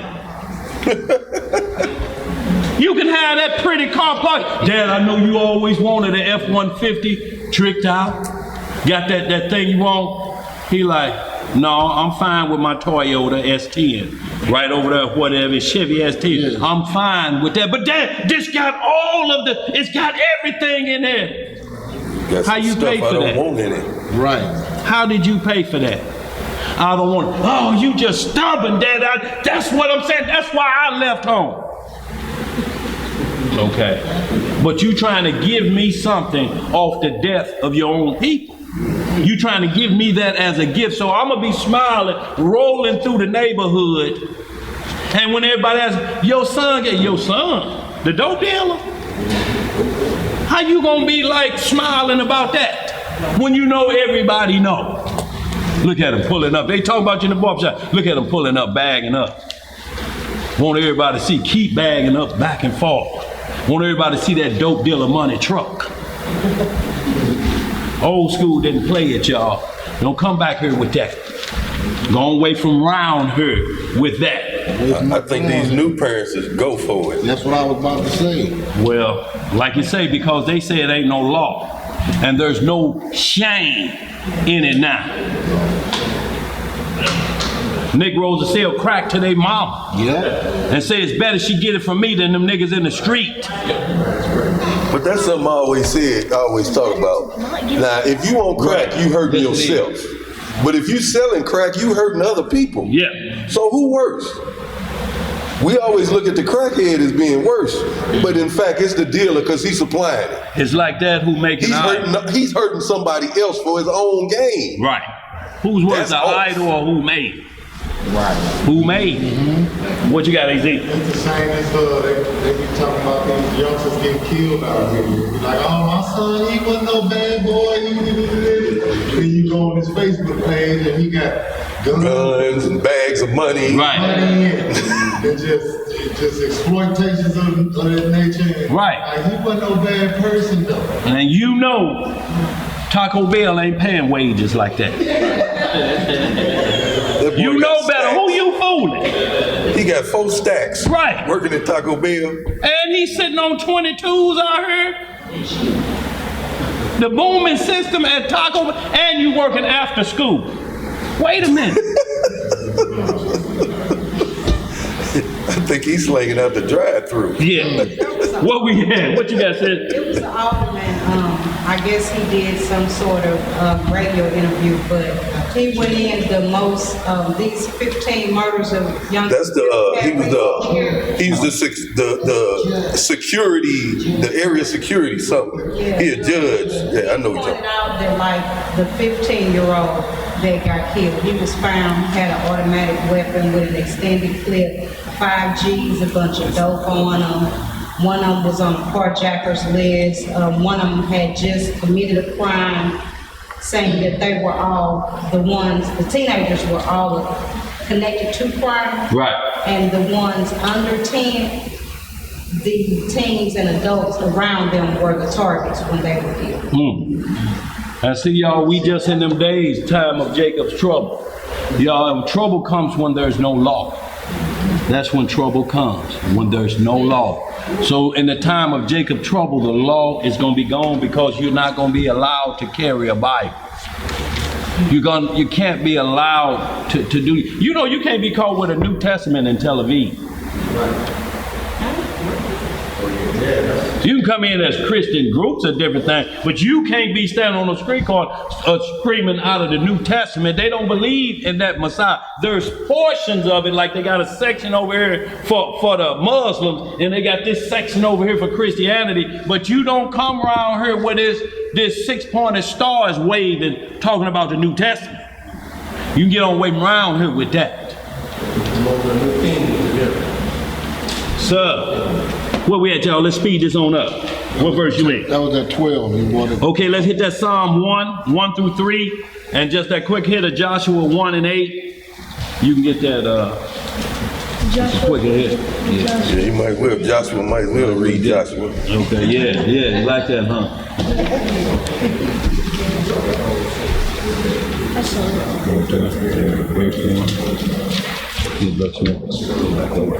Who we on? The book of Psalms, chapter 1, read verses 1 through 3. So y'all, we're still on the law, what makes you prosper.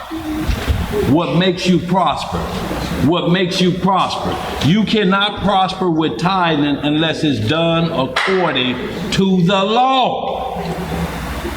It's like Paul talked about in 1 Corinthians 13.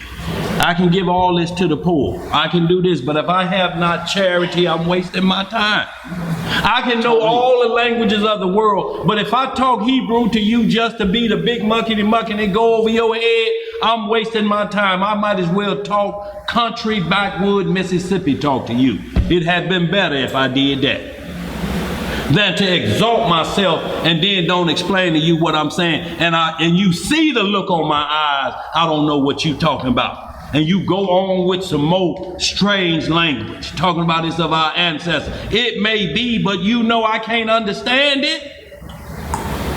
How do I move up then? How do I get where you look and I'm looking like this?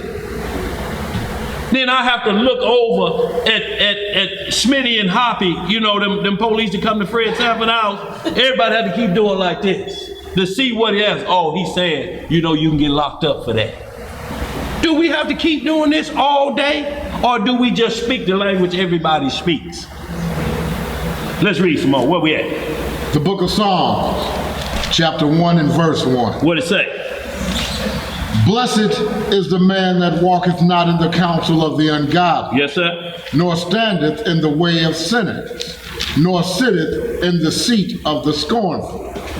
But his delight is in the law of the Most High. Where is his delight? In the law of the Most High. Right.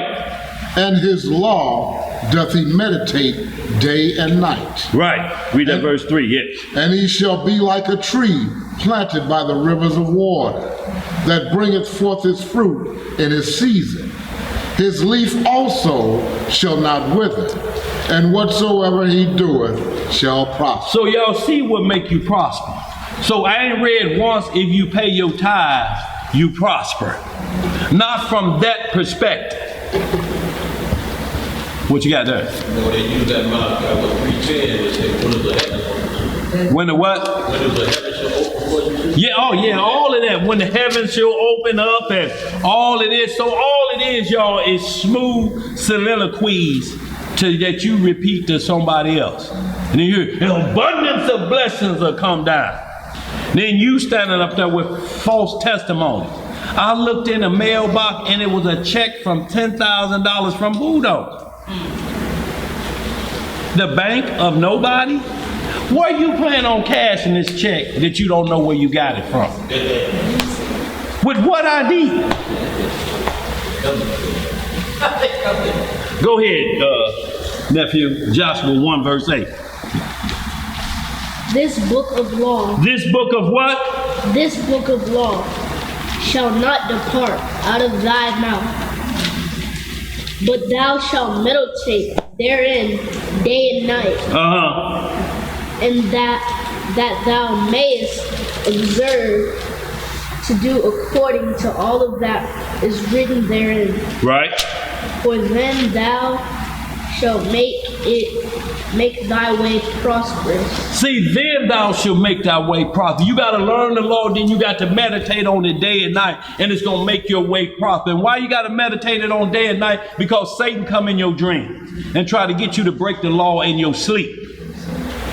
But if you've been meditating it on the day when you go to sleep, just like sitting up watching a scary movie and it come in your dreams, the same way if you meditate on the law, all you have is sweet dreams. You understand the law in your sleep. You know you can't rob nobody in your sleep. You can't climb through another man's window in your sleep. You can't do none of that in your sleep because there's laws for behavior in your sleep. You can't get away with it there. He said, my eyes are everywhere. And then, go ahead, bro. I work midnight for like 23 years. Right. And the fourth watch of the night. Yeah, fourth watch. You brother keep your eyes on. Boy, As soon as the sun comes, it's all like. you re-energize. See, you talking about the fourth of the watch night. That's always the 3 p.m. hour. The phone will ring and wake you up, and you look at the clock, it's 3 p.m. Action, you hear a bang noise and you wake up, it's 3 p.m. You don't know why it keep always being 3 p.m. It's always 3 p.m. I worked nights too for 11 years. 3 p.m. I was struggling like Mike Tyson and Evander Holyfield was punching on me like I was a punching bag. And then when you wake up and look around, you're like, how long was I out and was anybody in here watching me sleep? That hour of night is always going to be the fourth watch in the night when he attacks. Because just like the hour of prayer, the ninth hour of prayer, it's in like manner the most time to pray between 2 p.m. and 2:59, the ninth hour. Right before 3 o'clock, because then you go into the 10th hour. But in like manner, 3 p.m. at night, that's when Satan loves his work the most. He don't come to you when you fully in strength and up, standing up. He got to wait till you get weak. He come when you weak. He only come when there's trouble in the house. When your mama and daddy done died and you just hear your brother just got killed, that's when he attacked Job. His flesh. Job wasn't attacked till he heard this, man. Then all your herdsmen dead. All your cattle gone. A tree fell on your children's house and killed all of them. And then he said, now I'm coming for you. so that's why they say 3 o'clock is the devil's hour. The devil's hour? Yes, sir. You don't be up at 3 o'clock in the morning, dude. Okay. All right.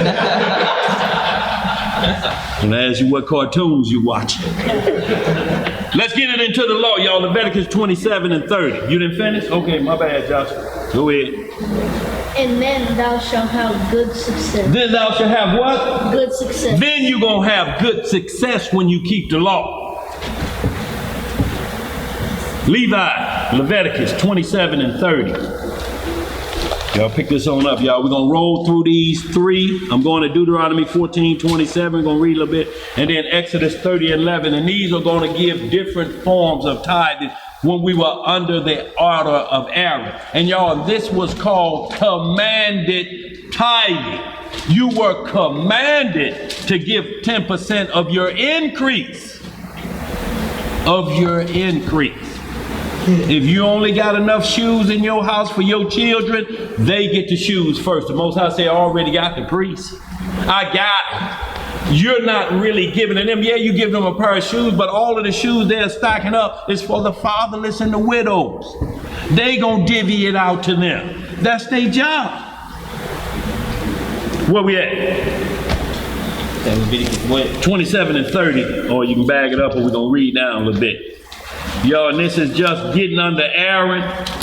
After we had come off of Mount Sinai, he given us instructions on how, and y'all, this is what he's talking about. You don't give to the Lord because he gave you life and breath in your body. You ain't giving back for that. You giving back because he done spared your life. Everybody in here know they ought to be dead except these children.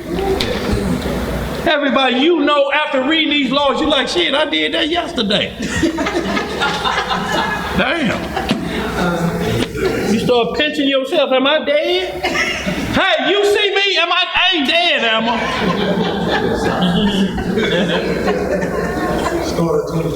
Start at 24. Yeah, that's what I was thinking, 24. Go ahead, bag it up. Leviticus chapter 27, verse 24. What's on me?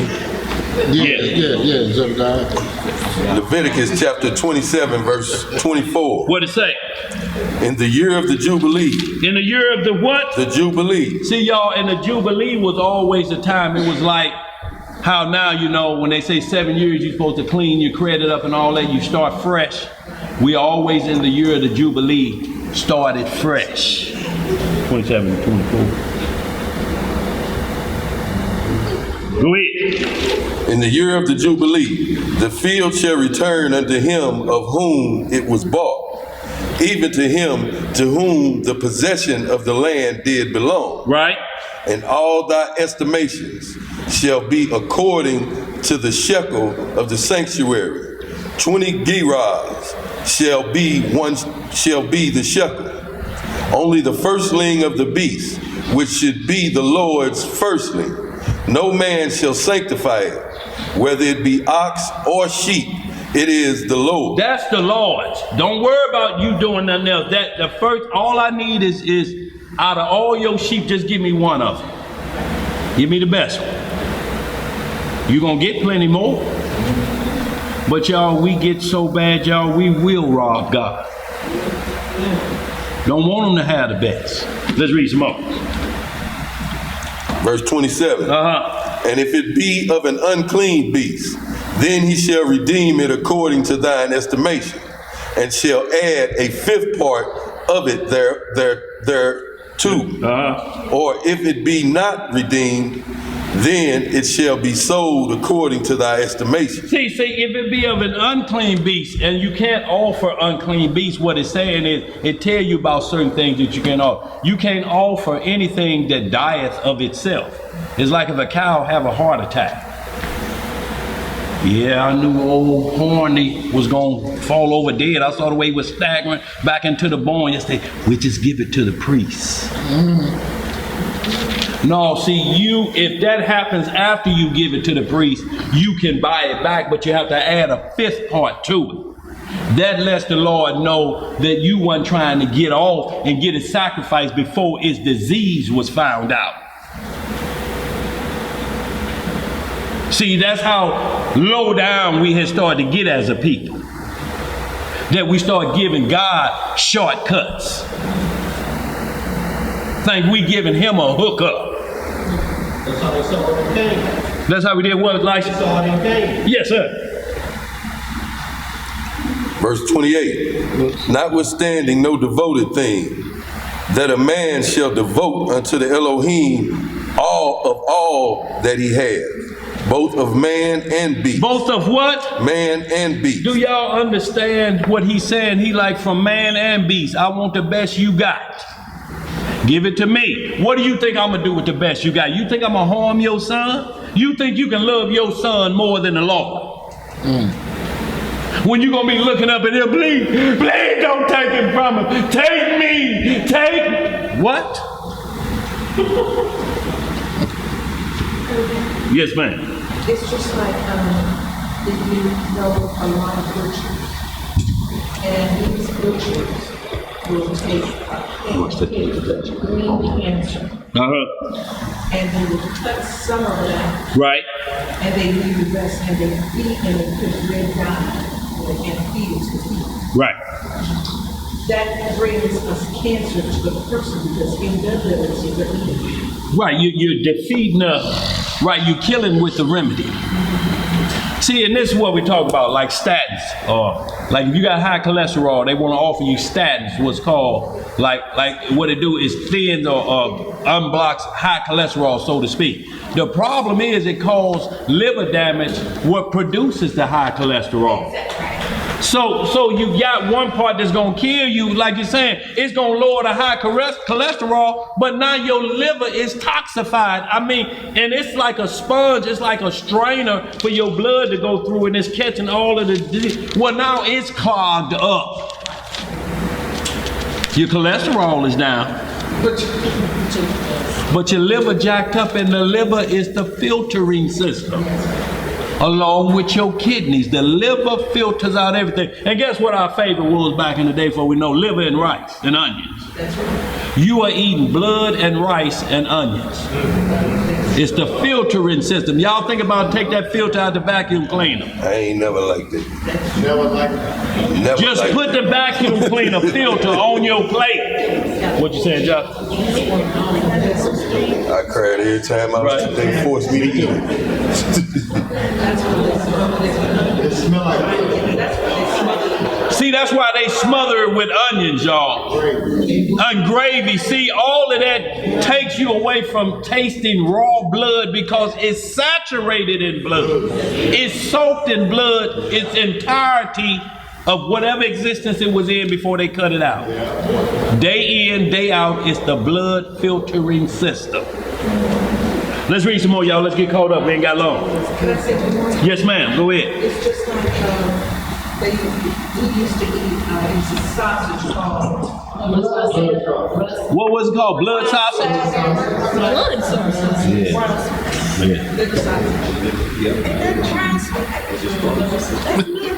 What? Brown swagger? Oh, that's pork. Well, yeah, that's got some of anything That's got some in of it. everything in it. Right. Yeah. All of it. Yeah, all of that, y'all. See, all of those things, y'all, we have to be careful of, but y'all understand why the devil done it that way. Why he makes it. Why do we love the things, the most detestable things we hold in high esteem? Like chitterlings. You should get rid of the CH and change it to SH. People be fighting over. I'm talking about how you scrapping about detestable. Do you know what goes through that? And then you say, well, we clean them with bleach, and we go, wait a minute. Clean it with bleach. You got to go through all of this, and then now you're going to consume bleach?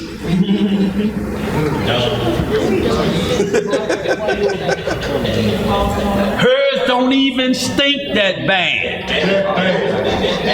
That bad. Let's finish up, y'all. Where we at? Continuation of verse 28. What it say? Both of man and beast, right, and of the field of his possession, shall be sold or redeemed. Right. Every devoted thing is most holy unto the Elohim. Every devoted thing. What you spend all your time, if you love your child first, you got to give him to the Lord, because he could die any day. He could choke on something and die right in your presence. You know, when you see a lot of times, you'll see like that DJ Khaled talk about their sons, it's almost like they worshiping these children as gods. Some of the things that come out of their mouth about their children is almost like they worship them children like a god. There's a line you can't cross with children. Because if the Lord take them from you, it's going to be a problem in your life. You're going to blame the Lord. You're going to say, what did he do to you to take him? I put breath in his body. He belonged to me, whether you want to give him to me or not. You belong to me. I'll take breath from your body. Want to see a little bit of it? No.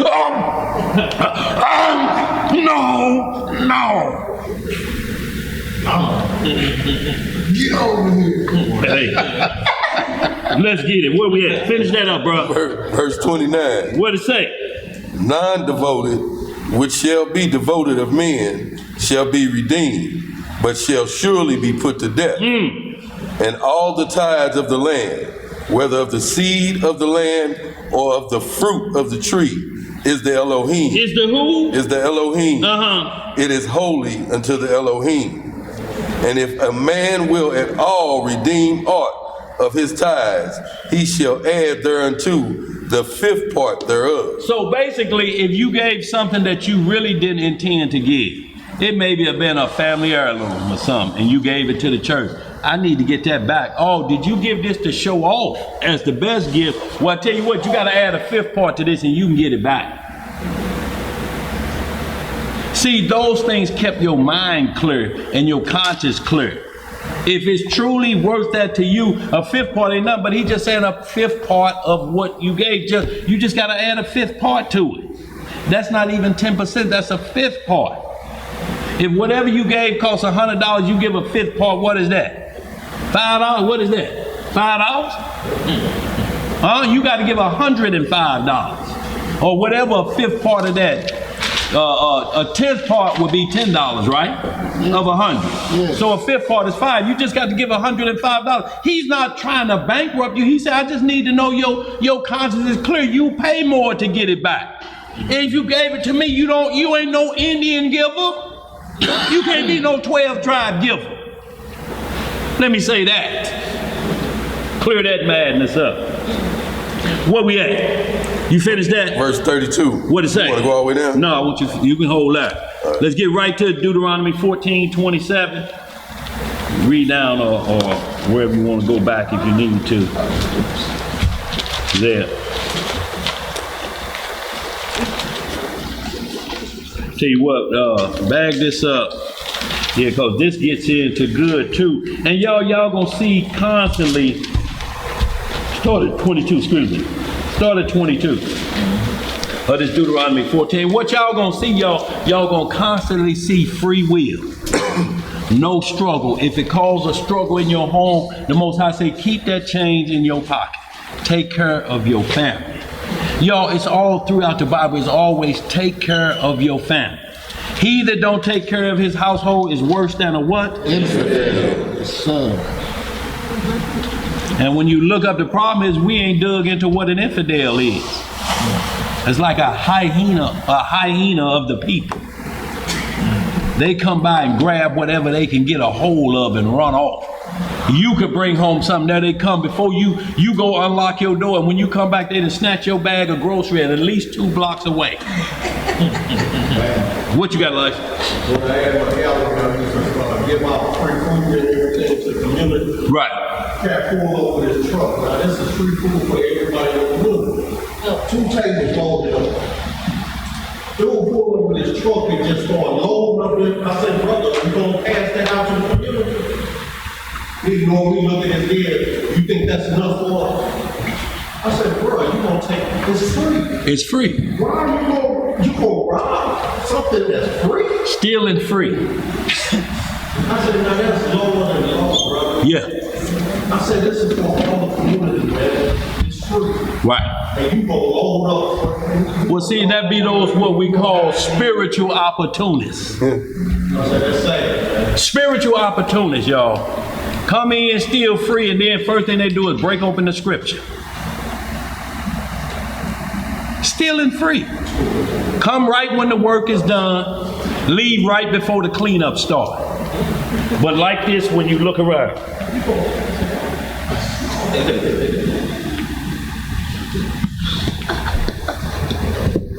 Where we at? Who had your hand up? AZ? It just happened recently at the Humane Society. They had the dog food. Yeah, oh yeah. Stole the dog, all the dog food. Boy stole about 10 bags. They say about what, 2 grand, 12 or 1800 worth of dog food. $1,000 of dog food they just lifted off that was given to them, donated to somebody else. They say if they had just came and said, I need a bag of it. But they got it on sale now. At their house. Yeah. Go ahead, let's get They this ain't up, got y'all. no dog. Right. You the dog like Samuel Jackson was in Soul, man. You the dog.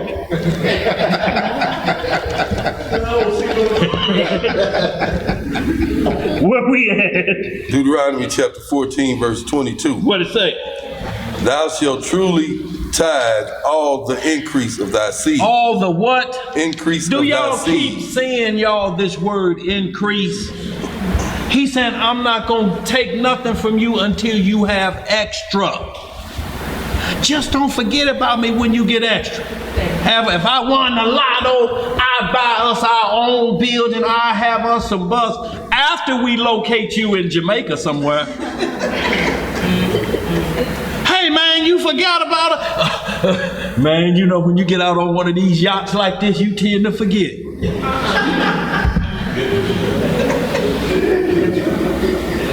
Boy, we got pipe dreams, y'all. But I forget fast as that money hit. Y'all, it's just like begging the Most High. You get drunk and throwing up in the toilet. Sweating and can't hardly breathe and phone ring. You stack up. Vomit all down here. Hello. You better get over here, man. Earl and them got Hennessy. Man, they got Grey Goose. They got Patrol. All of it in this free. I'm on my way. Now, you just begging the Lord right there on your knees. Now you on your way. We doing the same old thing tonight. Go ahead, bro. Verse 22 again. Thou shalt truly tithe all thy increase of thy seed, that the field bringeth forth year by year. Right. And thou shalt eat before the Elohim thy power, in the place which he shall choose to place his name there. The tithe of thy corn, and of thy wine, and of thine oil, and the firstling of thy herds, and of thy flocks, that thou mayest learn to fear the Elohim thy power always. See, and when he's saying the firstling of the flock, it's your favorite. That's all it's saying, y'all. It don't mean that was the first calf born. It means the favorite one you look at and say, it's like the pick of the litter. The Most High say, give me the pick of the litter. Go ahead, where you at? Verse 24. What's going on, Ed? And if the way be too long for thee. And if the way what? Be too long for thee. So that thou art not able to carry it. Or if the place be too far from thee, which the Elohim thy power shall choose to set his name there, when the Lord thy power hath blessed thee, then shalt thou turn it into money. See, then you turn it into money. If it's too far for Jerusalem, you know we can't carry no sheep over to Jerusalem to give it to that so they can chop it up and have it for Passover, some friends over there. The way too long. You can now cash that cow in here and get the money for it. Then what you do, Zed? Then thou shalt turn it into money, and bind up the money in thine hand, and shall go into the place which the Lord thy power shall choose.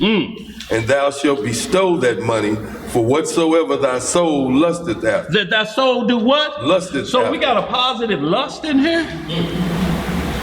Y'all, every word has a positive and negative side. You can lust as long as it's positive. You said that chicken and you steak. You can covet, but you can't covet your neighbor's stuff. It said covet earnestly the best gifts, but you can't covet earnestly somebody else's gift. I wish I could sing like that. For what? You know you can't do that. Last time you hit high notes, it was trouble.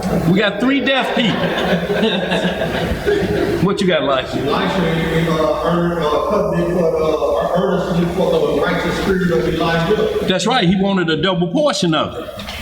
He said, you didn't ask the hard thing. He said, but I tell you what, if you hear when they get me, then that means you done walked the extra mile with me. It'll be given to you. And you don't never feel the spirit because you ain't going to get a chance to dictate and show out. How he knew? The same thing, signs and wonders. He put on that mantle of Elijah and touched that water, and when it split it, I got the juice. I got the juice. I got the juice. And he walked over. Some children was mocking him. And see, this tell you too about haircut. He had a bald head. See, little old bad children, no home training. Go up and prophesy, thou bald head, thou bald head. You know what he said? He summoned 2 she-bears. Them she-bears tore up some children. So children they ought to stay in children's place. If you let a child cuss out a grown-up, shame on you. Look, he's speaking his mind. He's an individual. No, he ain't. He a child. Go ahead, sis. They're not your friends. Your birth certificates ain't on the same day.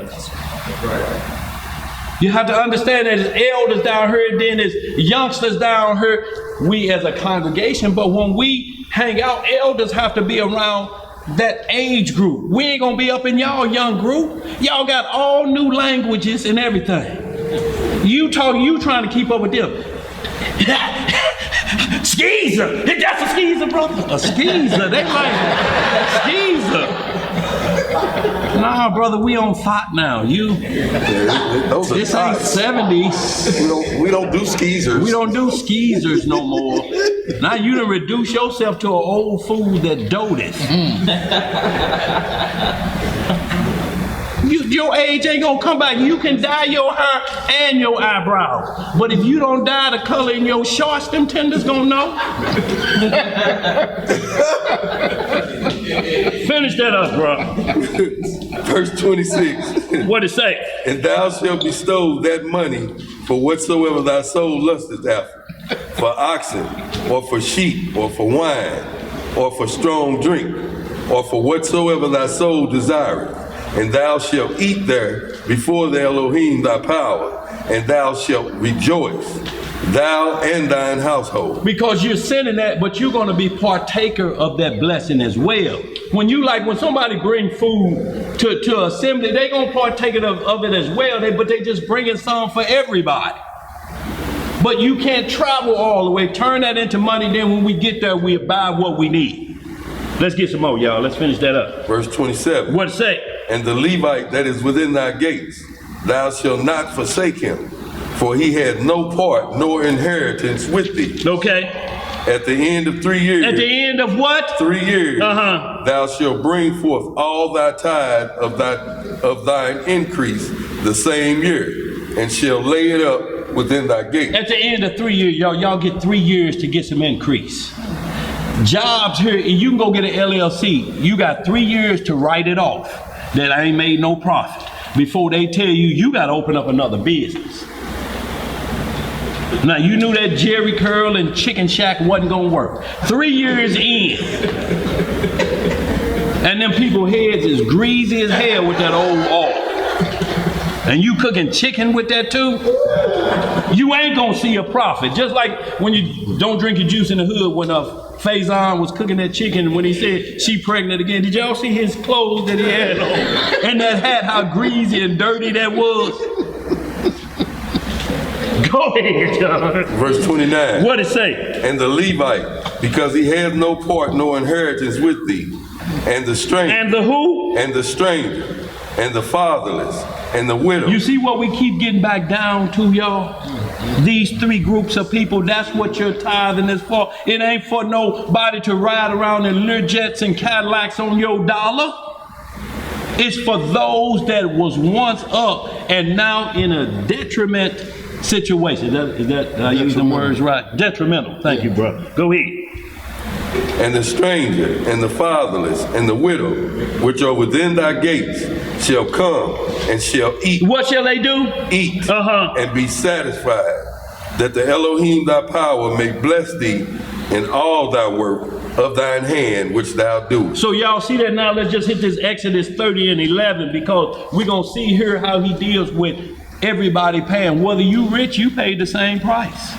See, the Most High is not going to punish you for doing right, for getting your increase. He's not going to punish you. You can't have money remorse or doing better remorse.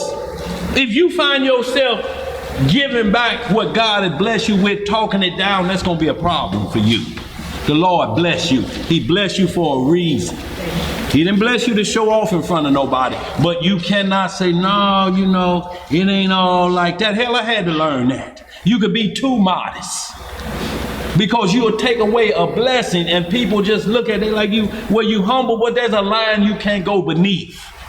You got to let them know how I got this is because of the blessing of the Lord. It is something when the Lord blessed me to get it. That's right. Because I'm in position to keep it. He's not going to bless me with nothing I can't keep. Now, how you going to go to church and they done put you in a rehab house out there in Barrington Downs? House note, $1,300 a month, and you bringing in $800 a month. You're going to be late on the first payment. What else do you do? What else can we put on the paper to say you make money? Well, I do her on the side. I do with Keisha, and I do all my nieces. I do their hair. How much you make? Well, on a good week, I can make $60 or $70. $60, $70. You doing it every week? Yeah. See that? Okay, that boosts you up to $1,000. Now we need to get 13 more hundred. What else do you do? Well, sometimes I cook and they pay me. Well, can you cook a couple more times? And what they're doing doing is just keep adding that money up, and you have to be consistent with that every month from now on till that note's paid off. And you in church talking about how the Lord done bless you, and already you got envelopes in the mailbox when you get back home. Foreclosure. You been in my mailbox? Foreclosure. Yeah, we know hell ain't everybody mailbox. The mule thieves chasing you to church. That's the tow truck driver. And I just want to say how the Lord have wonderfully blessed me, and that Charger out there 300 sitting on 22 with the nice booming system. The Lord, praise the Lord, praise the Lord, and the mule thief out there hooking it up. You come out the parking spot gone. Lord, you said the devil will attack anywhere. He done attacked in the parking lot. Yeah, he attacked in the parking lot, all right. Where we at? Go ahead, y'all. Let's get caught up. Exodus chapter 30, you said verse 11. Yes, sir. All right, Exodus chapter 30, verse 11. And the Lord spake unto Moses, saying, when thou takest the sum of the children of Israel after their number. After their what? After their number. Okay.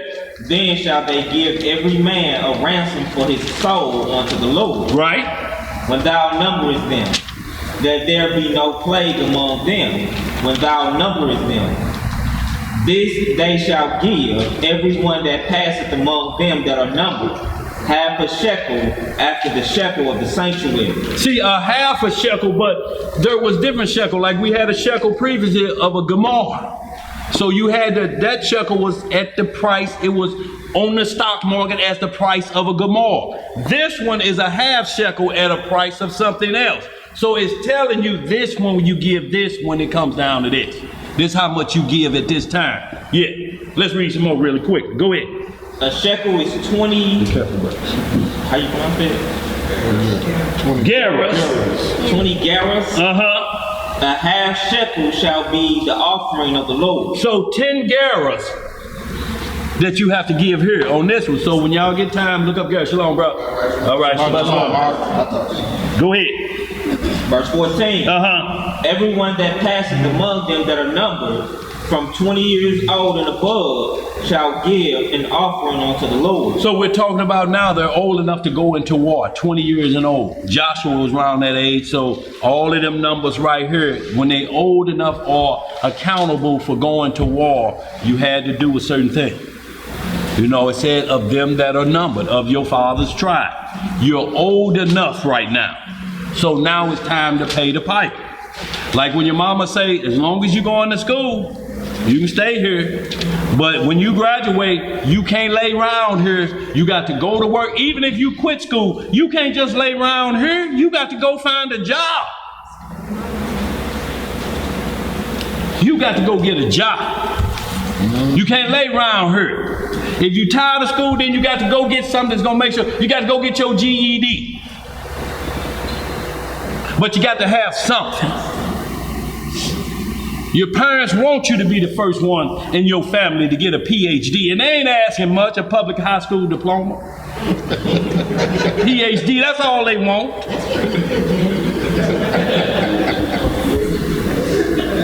Where we at? Verse 15. The rich shall not give more. The rich shall not do what? Give more. And the poor shall not give less. And the poor shall not give less when the order go down. Go ahead. Then half a shekel, when they give an offering unto the Lord, to make an atonement for your soul. So the rich don't give more and the poor don't give less, y'all. This is why it says the beggar's life is not to be counted as a life. He gonna want to give less. You think he gonna give back what he just begged up on? Go ahead, Sid. It's about taxes. When we said that it brought back to mind about taxes. About taxes?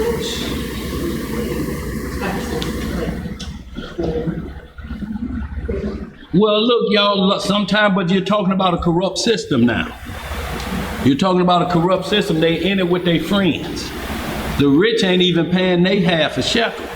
They ain't paying. Why y'all think Donald Trump fighting about these tax releases? He don't want that to get out. 8 years of tax return, he's fighting like the devil. The judge told him, no, you can't block that. They're going to release what you've been doing, what kind of money, if you've been paying like you've been saying you had. We finna release that to the public. See, all of these things are supposed to be public knowledge, y'all.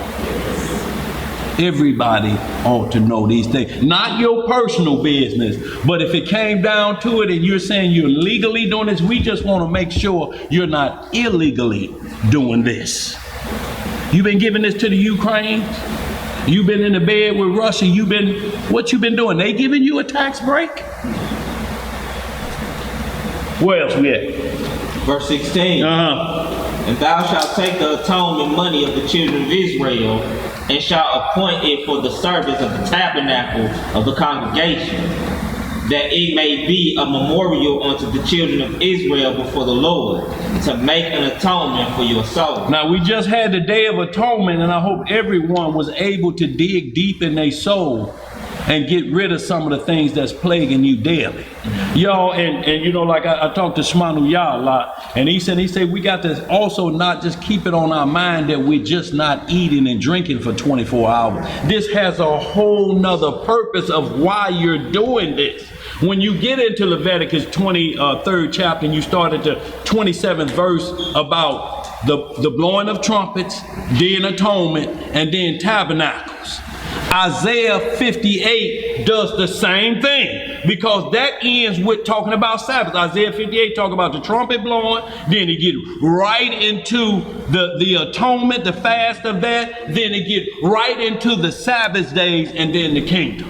Just like Leviticus the 23, because you're practicing for this so that you may go to the harvest for the world, that where everybody eat the same. But you gonna have contributed to that so that everybody may eat the same. Y'all, but the Most High don't punish no rich man for being rich. That's not his fault. And so he gonna be punished if he opened up a business and it was successful and it helped all the children of Israel like Jacob did when he cloned those cattle. Look, there was spiritual cloning going on with Jacob. He cloned them animals.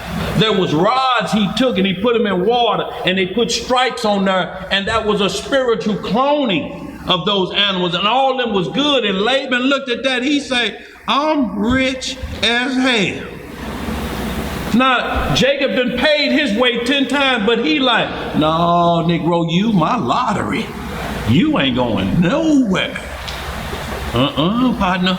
That was all through a vision, through a prophecy of a vision. Yes, sir. You got a question on Who got a question? What they say? They says, can you explain about the poor woman who could only give a mite for an offering? Yes, sir. Going to Luke 21. I see we're on the same spirit. Luke 21, 1 through 4. We're going to hit that when we get down into the Melchizedek part of a free will offering, because he going to tell you they cast in much. Many was casting in much in the treasury. She threw in 2 mites.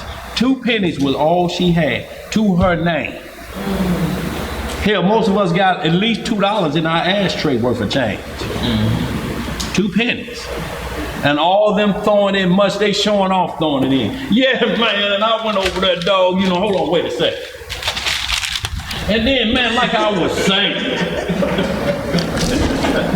and she walked by and just put her 2 little coins in there. They like, who was this broke out?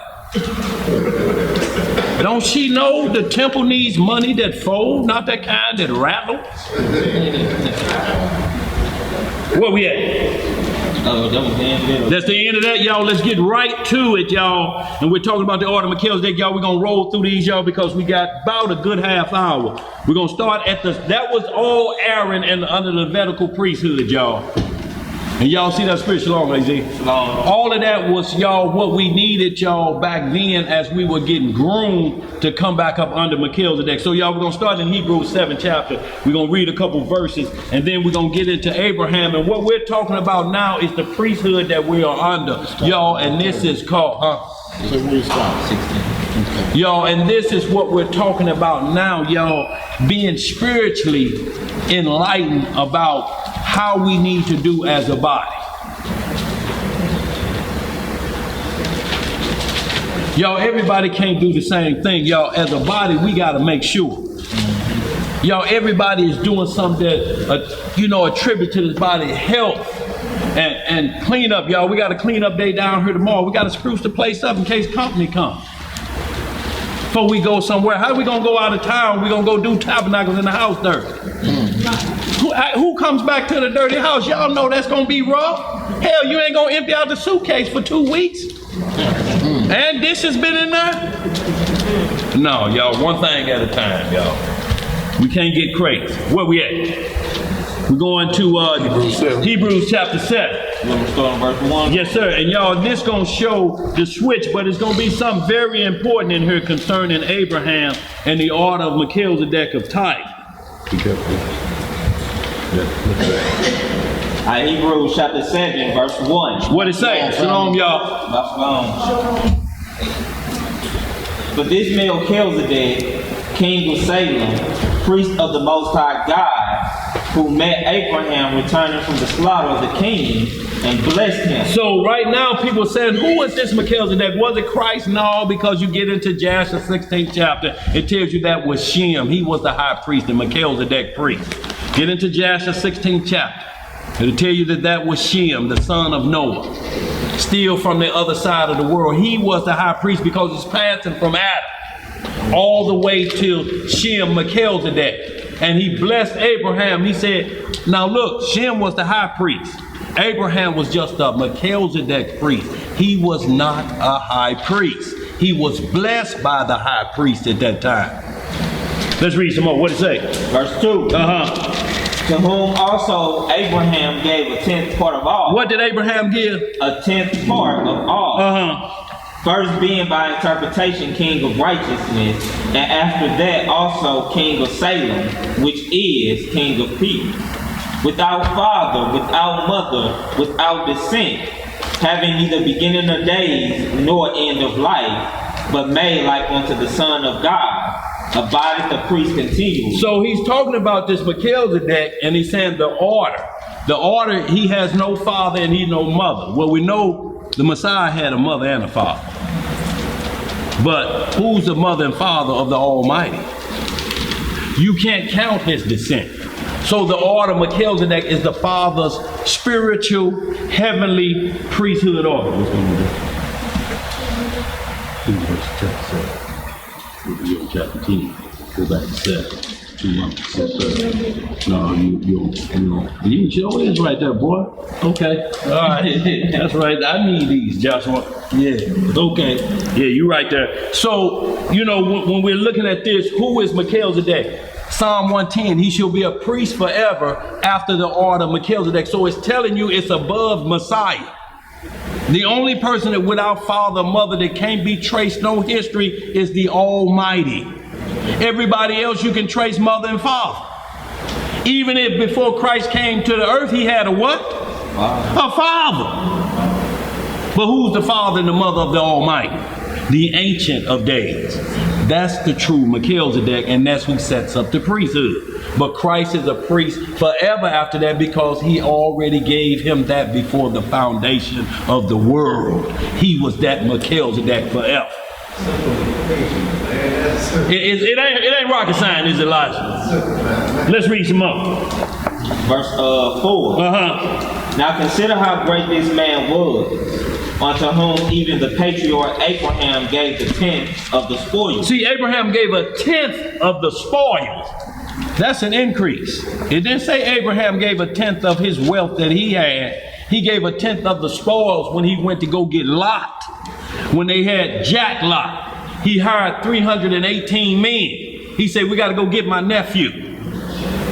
And he went and got him and he brought him back, but they took all of the goods of them ones that jacked him.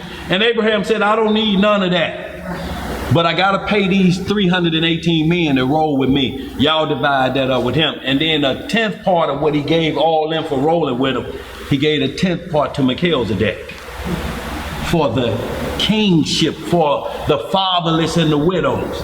That's what he gave for. But that didn't come out of Abraham's bank account. That came from the spoil, a 10th. So that's an increase, right? Let's read some more. Verse 5. What it say? And verily, they that are of the sons of Levi to receive the office of the priesthood. See, now we're going back to let you understand that tithing only come through priesthood. Now we're talking about Levi, who we just went through, and Aaron. Now let's get back to them and so we can understand priesthood. It didn't start like that. Let's read some more. Have a commandment. Have a what? A commandment to take tithes of the people according to the law, that is, of their brethren, though they come out of the loins of Abraham. So it said under Aaron, we were commanded. That's when you were commanded to play. But it was still only upon your increase. You were not forced to decrease in your household. You were never forced to take a chicken wing out of nobody's mouth in your household. Go ahead, and then the law would be grievous, y'all. This ain't rocket science, y'all. It's just the fact that we can't talk over each other's head. I have to be a servant when you teach. You have to make sure you need another napkin with this understanding. Wipe your brow. I know it's getting, but what else you need? You need another drink of this spiritual water. I'll go get it. I'll be right back. Here's some Matthew 5. Drink that down. Y'all, if we don't understand it like that, y'all, we gonna miss everything. Like he tell the prophet, eat this roll. He say, I ate them scripts and it was like honey in my mouth. So y'all in like manner. Let's read some more. Let's finish this off. Verse 6. What it say? But he whose descent is not counted from them received tithes of Abraham. Right. And blessed him that had the promise. And without read that verse 6 again for me. But he whose descent is not counted from them received tithes of Abraham and blessed him that had the promise. See, he said, who Melchizedek received tithes from, he said it was from Abraham. He said, so tithing was before Levi. And this is what is explaining to you. It didn't start at Mount Sinai. It said he received tithes from Abraham. Melchizedek, the high priest. Go ahead. Verse 7. And without all contradiction, the less is blessed of the better. And here men that die receive tithes, but there he receiveth them, of whom it is witness that he liveth. Right. And as I may so say, Levi also, who received tithes, paid tithes in Abraham. Paid tithes in Abraham because Abraham had already paid. Levi wasn't even born yet. It had to go next. Abraham, then he sired Isaac, and then Isaac sired Jacob and Esau, and then the 12 tribes. And then Levi within them 12 tribes. He said, your granddaddy already paid the way for you. He already paid the shekel for you. Levi. This was way back then when he met the King of Righteousness. He paid the way for him that received the promises and the covenant. He had already made that deal with the King of Righteousness, who's coming in the form of Messiah, but it wasn't Messiah at that time. Then Abraham in the 18th chapter of Genesis, then he'd meet the Messiah and the two angels, because he called him Lord. And they set out dinner. And then the Lord sent the two angels, go on and do what I said in Sodom and Gomorrah. Then he negotiated with Abraham. If it's 50 righteous in them 5 cities, I'll spare the whole city. Now you got 5 cities. How about Jennison, Florissant, Ferguson, Berkeley, and Kinloch? That's 5 cities. And you can't get 50 people out of that? I want y'all to think about that. You can't get 50 out of that. 5 cities. What you got, Lice? No, what I'm saying, that's the same instance in which he's going to bring us out into the wilderness again and reason with the people. Yeah. Just like he reasoned with Abraham. Yes, sir. And destroyed the Sodom and Gomorrah. But he said it should be more tolerable for Sodom and Gomorrah than it should be for this people. Oh, boy. And their reasoning is when he's going to purge out the rebel. Yeah. Yes, sir. Ezekiel 4. That's right. Well, we have finished this up, y'all. Just gonna go down to verse 15. Go ahead. Verse 10. But he was yet in the loins of his father when Melchizedek met him. So it's saying Levi was yet in the loins of Abraham. Isaac hadn't even been born yet when he met Melchizedek, this priesthood. When he met him, Abraham had already dropped tithes. Free will tithes upon the increase, upon the spoils. He had already paid. He like, look, y'all talking something that's been established in the earth. Go ahead, bro. Verse 11. If therefore perfection were by the Levitical priesthood. If therefore what? Perfection were by the Levitical priesthood. For under it the people received the law. What further need was there that another priest should rise after the order of Melchizedek, and not be called after the order of Aaron? Right. For the priesthood being changed. What was changed? The priesthood. See, y'all, ain't no law changed. What changed again? The priesthood. What priesthoods are we talking about, y'all? Aaron and who? Melchizedek. And Melchizedek. Read on, bro. For the priesthood being changed, there is made of necessity a change also of the law. See, so because now there's a change in how we look at the law now. So grace and faith is in the law now. But it was already in the law. It's just being manifest now. Because faith and grace is here. The promise of the chief Melchizedek is here. The one and only high priest is here. So we have to look at the change in the law. We can't go the way Moses and them used to do it no more. That's done and over with. Everything he prayed about is here. Right here, right now. Read a little bit more down to 16. Verse 13. For he of whom these things are spoken pertaineth to another tribe, of which no man gave attendance at the altar. Right. For it is evident that our Lord sprang out of Judah, of which tribe Moses spake nothing concerning priesthood. That Moses spake what? Concerning priesthood. Nothing. Moses talked about Judah and priesthood. One talked about. Go ahead. Shalom, Joe. Shalom, family. Shalom, sis. Go ahead. Verse 15. For it is yet far more evident that after the similitude of Melchizedek there ariseth another priest. A similitude after Melchizedek, you think it's Shem or it's his father? Who was Christ after? Who did he mention? Did he say I come after Shem? No. Did he say I come after Adam? And who he say I do the will of? My who? My father. Go ahead, bro. Verse 16. Who is made not after the law of a carnal commandment, but after the power of an endless life. Not made after a carnal commandment. A high priest was born. It was only Aaron and his sons could be high priest. Moses couldn't be a high priest. He was a Levitical priest, but he couldn't be a high priest. So this one is saying, this one made after that carnal deal. This one was supernatural. This one was made in the heavens. Let's read some more. Even Moses stated that, you go to Acts 3, he was saying that, yes, sir. That there's going to be a priest that comes after him who's out of his brethren. And his word is going to override. His word is bomb.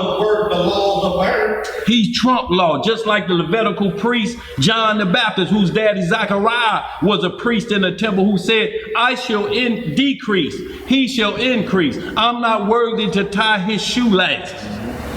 That's who here now. Let's read some more. Let's finish that down to 17. Verse 17. For he testified, thou art a priest forever after the order of Melchizedek. And that's Psalm 110, y'all. So you see talking about Messiah, y'all. Let's roll through these last few, y'all. We're going to get on out of here. What you got, sis?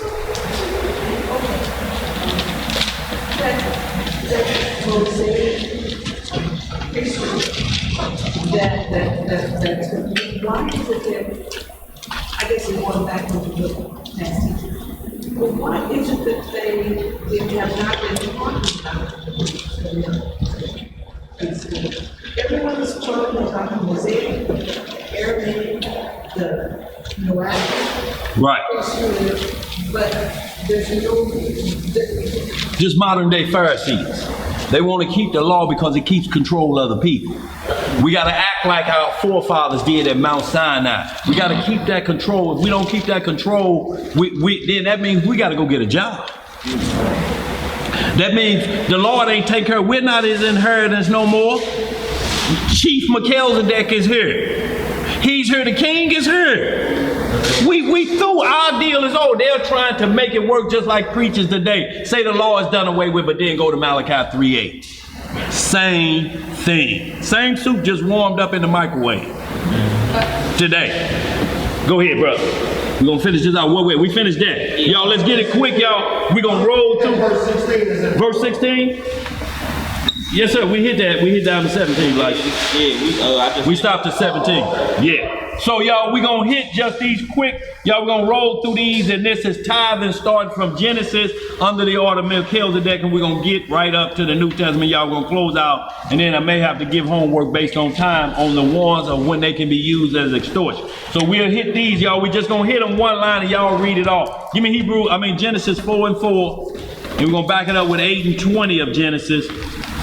And y'all, we're going to see this tithing under the order of Melchizedek, and it wasn't always money. It was firstling, sacrifice. Y'all, tithing been going on in the garden. We just been looking at it a different way. We've been convinced that you only go in your pocket and do this.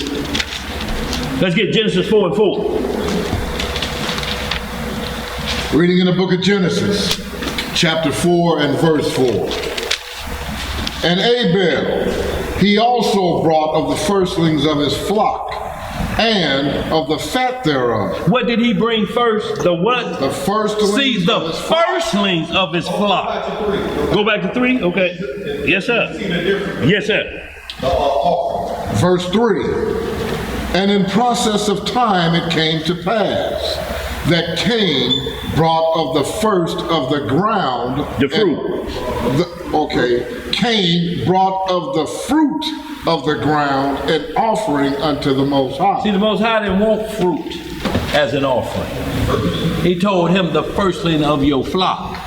And most of the fruit probably had fell off the tree where he was doing his, picking it up off the ground.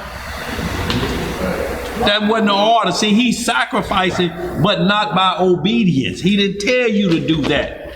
Abel listened to the instruction. That's why he envied Abel and killed him. And he did it out of greed. And out of greed, he just hate. What I'm supposed to like. It's like a parent forcing this child to go to church, Sunday church. You know, it's like, man, I gotta do this again. I'd rather be at home playing with my friend. Right, absolutely. But this was a righteous commandment that he rebelled against. Yes, sir. He was considered the son of Satan. Yeah. Because he had a throwaway heart. And his heart was always in rebellion. That's right. Everything, this whole thought process was out of rebellion and not out of, just out of good kindness of the heart, out of pure conscience. That's right, because his mama had desired a tree, one not to be desired. So she is looking at Cain like how she was looking at Lucifer. This my special boy. Right. See, so he didn't understand certain things. But Abel stuck up under Adam. So we have to understand Adam was giving him a commandment, but she looked at a tree, one to be desired. She said, I have gotten a man from the Lord when Cain was born. God blessed me with him. So she looked at him from the perspective of what Satan had been whispering in her ears. Bad doctrine. Yeah, bad doctrine. Don't mean he was Satan's son in the spirit. He was completely, because 1 John 3:11 say not as Cain was, who was from that wicked one. The only problem with saying he's his son, you got to get into some script and understand why Cain wasn't a giant then. Unless Satan spilled it on the ground. Either way, his whole mindset was of that of Satan. Yeah, absolutely. Absolutely, bro. Let's get it. Where you at? Verse 4. And Abel, he also brought of the firstlings of his flock and of the fat thereof. And the Most High had respect unto Abel and to his offering. But unto Cain and to his offering he had not respect. And Cain was very wroth, and his countenance fell. Now y'all continue to read the rest of that for time's sake, but we're going to get right into Genesis 8:20, because you're going to see sacrifice. People have a problem with this. Well, if Noah was saved, what he doing sacrifice? You got to understand there's always a sacrifice for coming through salvation. It's to show the Lord, thank you, thank you, thank you, I should be dead. It's like when somebody, we'll throw a big party for somebody getting out of jail. That was selling food stamps. He been locked up for 5 years. He getting out. It's a party. And it's an atonement. It's you thanking the Lord he out, but come on, y'all. Same way like manna. Noah had no sin, nor his sons. They were cleansed and washed clear, and they're giving a sacrifice to the Lord. Thank you for sparing me. And you get into some Ezekiel 37 and 39, and you'll see again that they're going to be sacrificed. We're not sinning, we're sacrificing because we made it over the rod. We made it into Jerusalem, so we gonna sacrifice. It's more of a peace offering than we sacrificing like we did at the base of Mount Sinai when we built the golden calf. Two different sacrifices, y'all. What did Abel do right here that he's offering the firstling of his flock? What sin had he done before that? Let's read some more. Where we at? 8 and 8, y'all. Genesis 8 and 20. Coming up. The book of Genesis, chapter 8 and verse 20. So when you get into verse 17, you see Noah brought everything out of the ark. The ark settled, ground was dry, he brought everything out. But we're going to jump down to verse 20. What does it say? And Noah builded an altar unto the Most High, and took of every clean beast and of every clean fowl, and offered burnt offerings on the altar. So this way before Mount Sinai, ain't it? And we got clean beasts, right?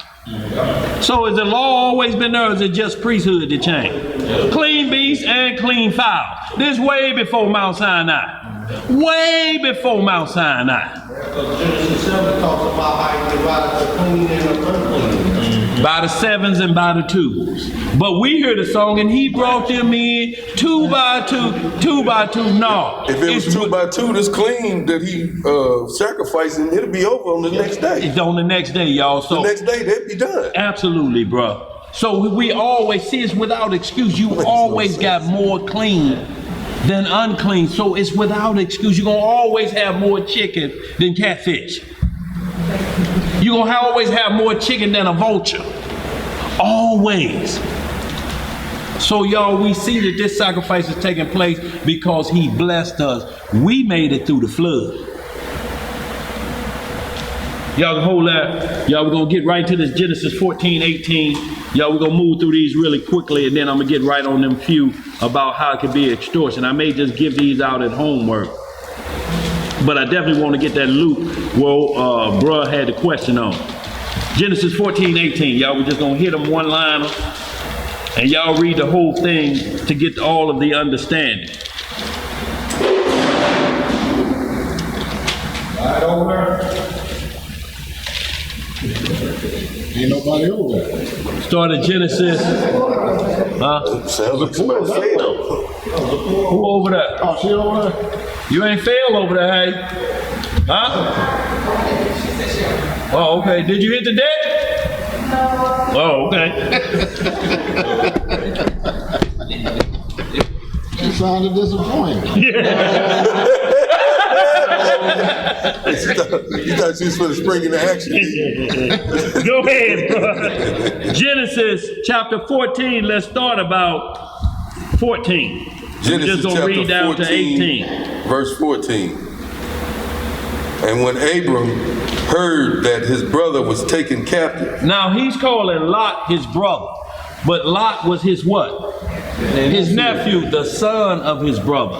But we're talking in spiritual terms that we're all brothers. It's still his uncle. He ain't gonna lie, they gonna never forget that. But in the faith, this is my brother, this side by side, because if both of us dead, we gonna be like the angels in the kingdom. You ain't gonna be my nephew, you gonna be my brother. Let's read some more. What it say? He armed his trained servants. He armed his what? Trained servants. Born in his own house. 318, and pursued them unto Dan. And he divided himself against them, he and his servants by night, and smote them, and pursued them unto Hobah, which is on the left hand of Damascus. Right.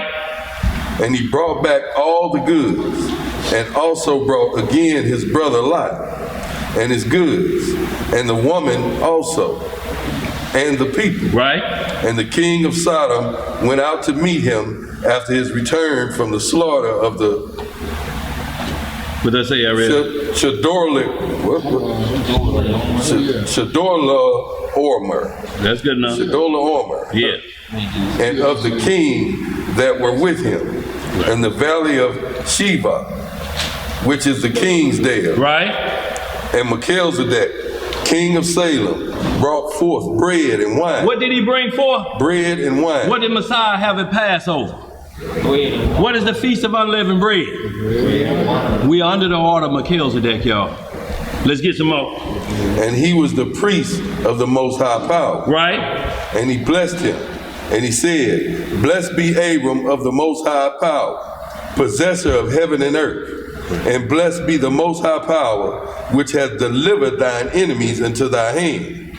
And he gave him tithes of all. See, so he gave him tithes of all. And if y'all go on down and read some more, you see how everything was divvied up. But he gave Melchizedek, which was Shem at the time, tithes of the spoils. You know, after he went and get Lot. Yeah, that'd be good, sir. Yeah. So y'all, we're gonna hold it. Y'all read the rest of that, y'all, because we're rolling through Genesis 28. Now, what we're talking about, y'all, is free will tithe. Abel free will tithe. Noah free will tithing. The Lord didn't say, get thee down and sacrifice to me. He knew what to do because his life was spared.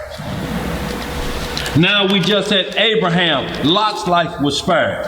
Give you a tithe of this. Shalom, bro. Huh? What you got? What's the matter? You ain't choking, is you?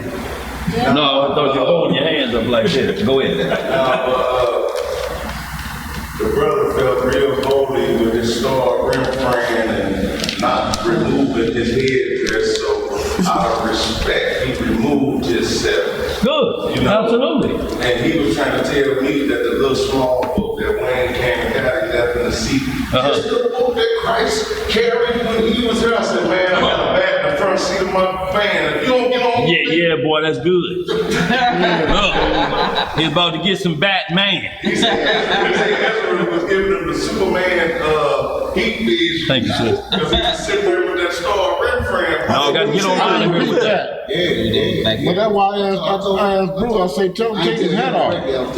Yeah. See, y'all, this is what we ain't gonna have. We ain't gonna have nobody come in our house and disrespect our house. No more you have bring your friends to your mama house and they just go in the refrigerator and they don't even have met her yet. You can't even go in the refrigerator. I told him, no disrespect, brother. We do things decently in order down here. Yes, sir. We practice Judaism. Right. You say you Jewish, but we practice the scripture down here. Yes, sir. And according to 1 Corinthians 11, no man preaching and prophesying with his head covered, he dishonors his head. See, that's so Pharisee. Remove your head covering, brother. See, that's a Pharisee up in here. That's what it is. Right. I say it's like Pharisee up in here, but y'all look, they come down, they here, but they don't change house rules. Shit, next week he ain't gonna have everybody with that hat on and doing prayer and nothing. It don't change. You don't give them permission to take over the house. You either play by the rules or dare the dope. D-A-D-O. Dare the dope. Now you want to get down with it. You want to understand what you missing here with all these idols on and head cover while you praying. But other than that, you ain't gonna come down here with that. What scripture you reading? You got a book that you say Christ had when he walked this earth. How you get it?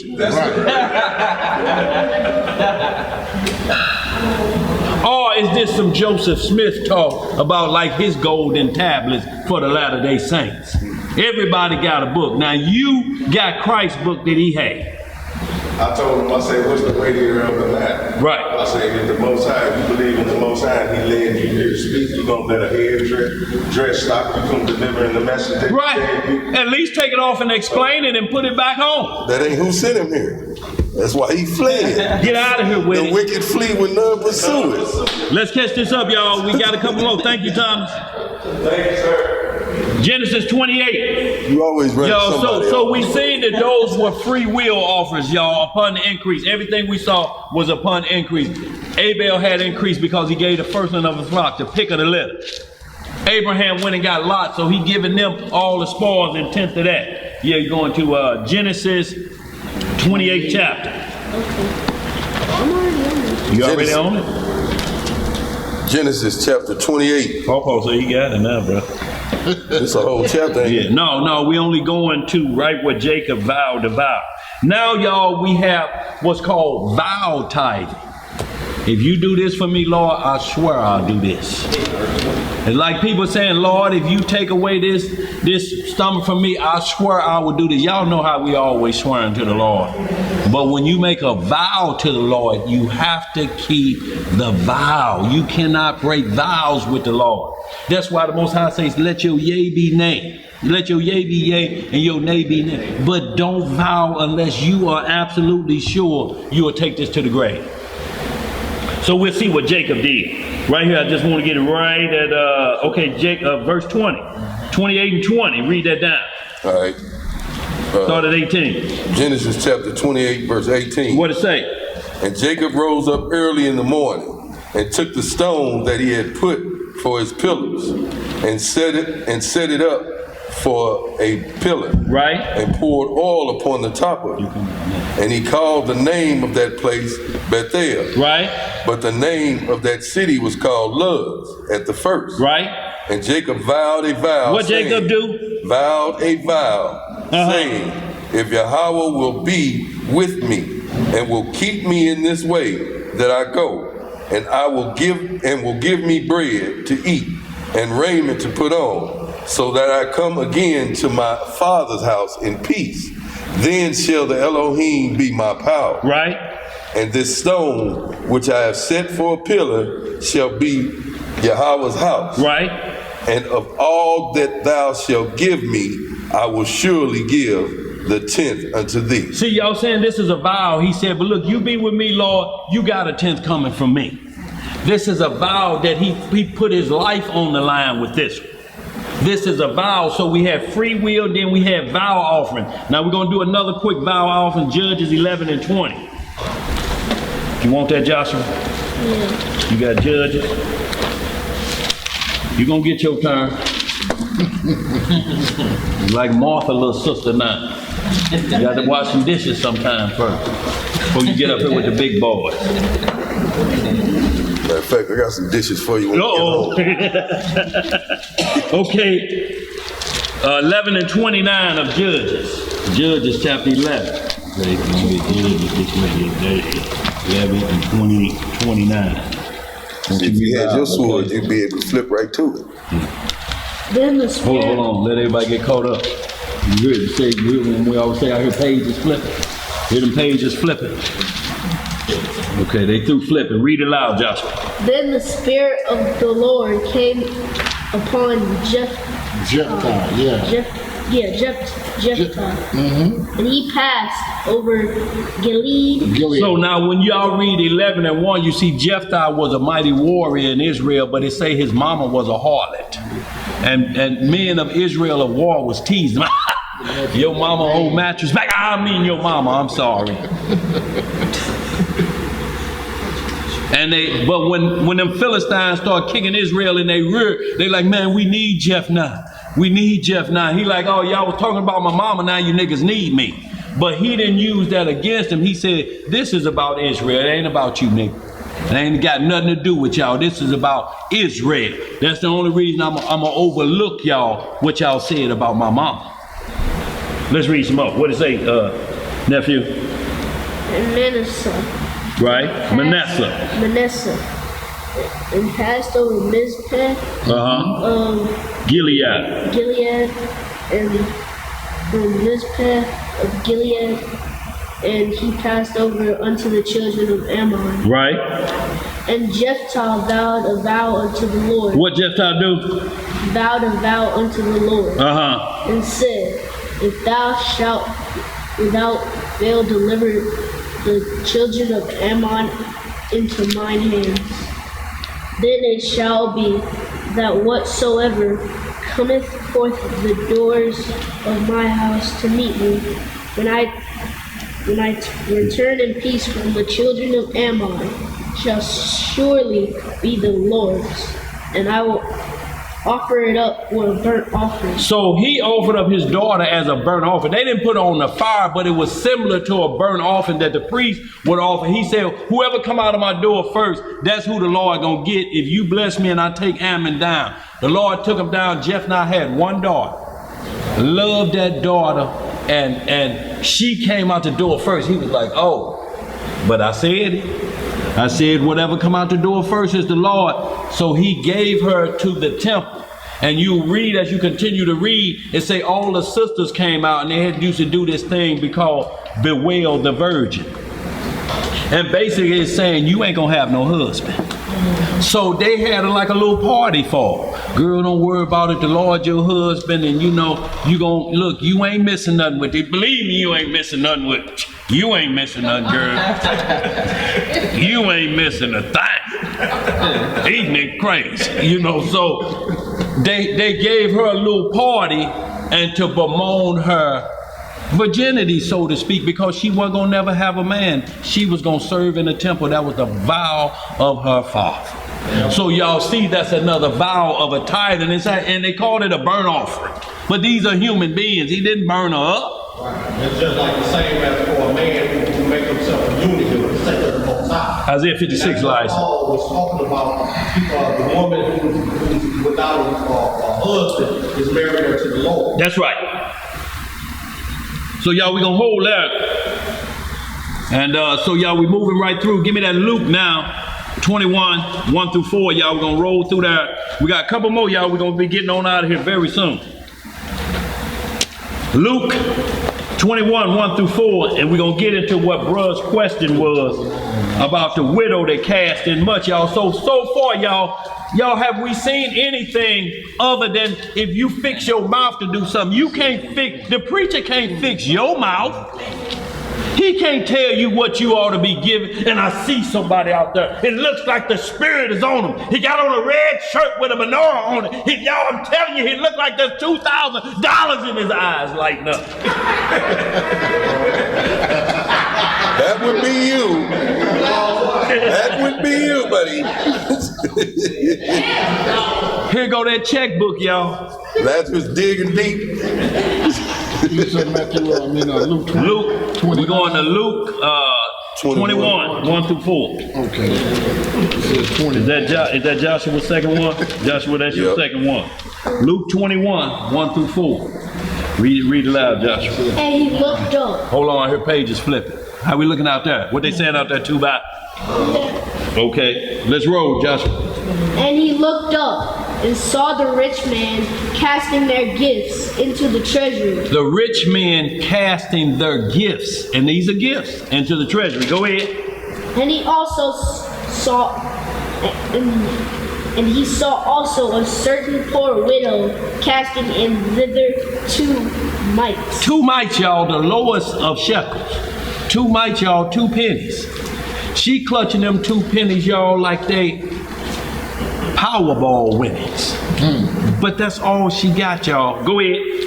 And he said, of a truth I say unto you, that this poor widow hath cast in more than they all. See, because this is a poor widow who should be being taken care of off the church, so to speak, off the fatherless and the widow's account. But she's giving back. She ain't asking for nothing. She's giving what she got. I need to still contribute.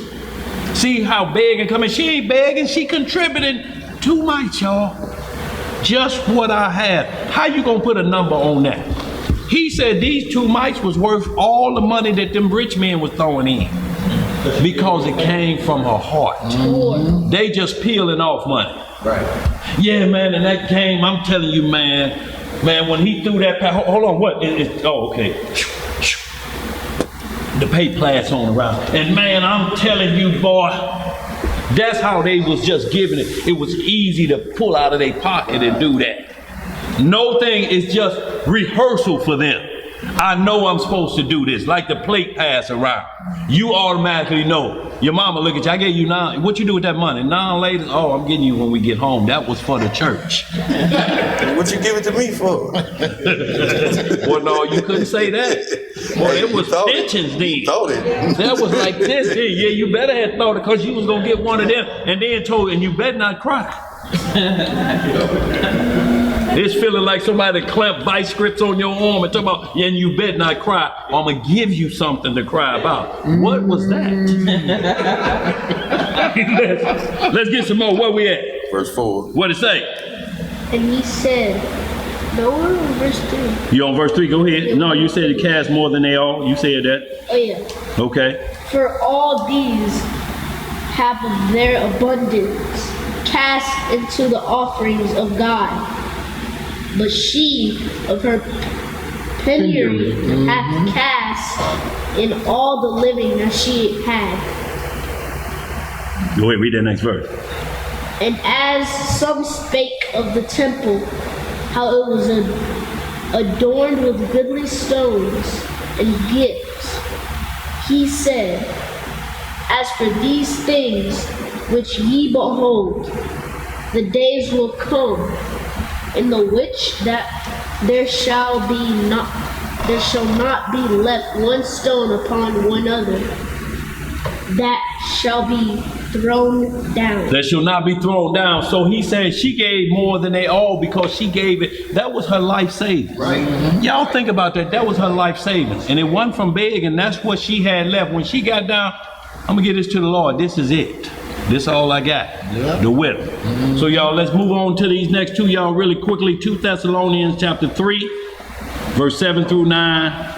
And 1 Corinthians 16, 1 through 3, y'all. We're going to roll through these. We're going to hit the last extortions, y'all. We're going to get out. Our timing should hit right at 5 p.m. And I ain't going to say no more. Unless I can't help myself. What you say, Elijah, over there? Yeah, put that on less. We're going to 2 Thessalonians chapter 3. And what's the other one? You know, we're going to go all day long into the pot. Yes, sir. Well, I should know back in the day, boy, we go to the cocks was crowing in the morning, in the basement. Start at 7 At night, 6:30 in the p.m. and end at 5 a.m. 5 a.m., sun coming up. Non-stop. I mean, some men had to call home and just listen to the first people and the wife. No, we ain't calling from the police station. He still here. No, we ain't calling for him from the hot sheet joint. He here. But we was doing every 2 weeks. Elijah couldn't handle it. He's like, Dan, ain't no way, man, it's possible to cut this down to a week. Man, 2 weeks, man, I'm about to starve to death. Let's get it. Where we at? 2 Thessalonians. It's on me. It's on you, brother. But what we starting there, James? Start at verse 7. Unless you need to back it up a verse.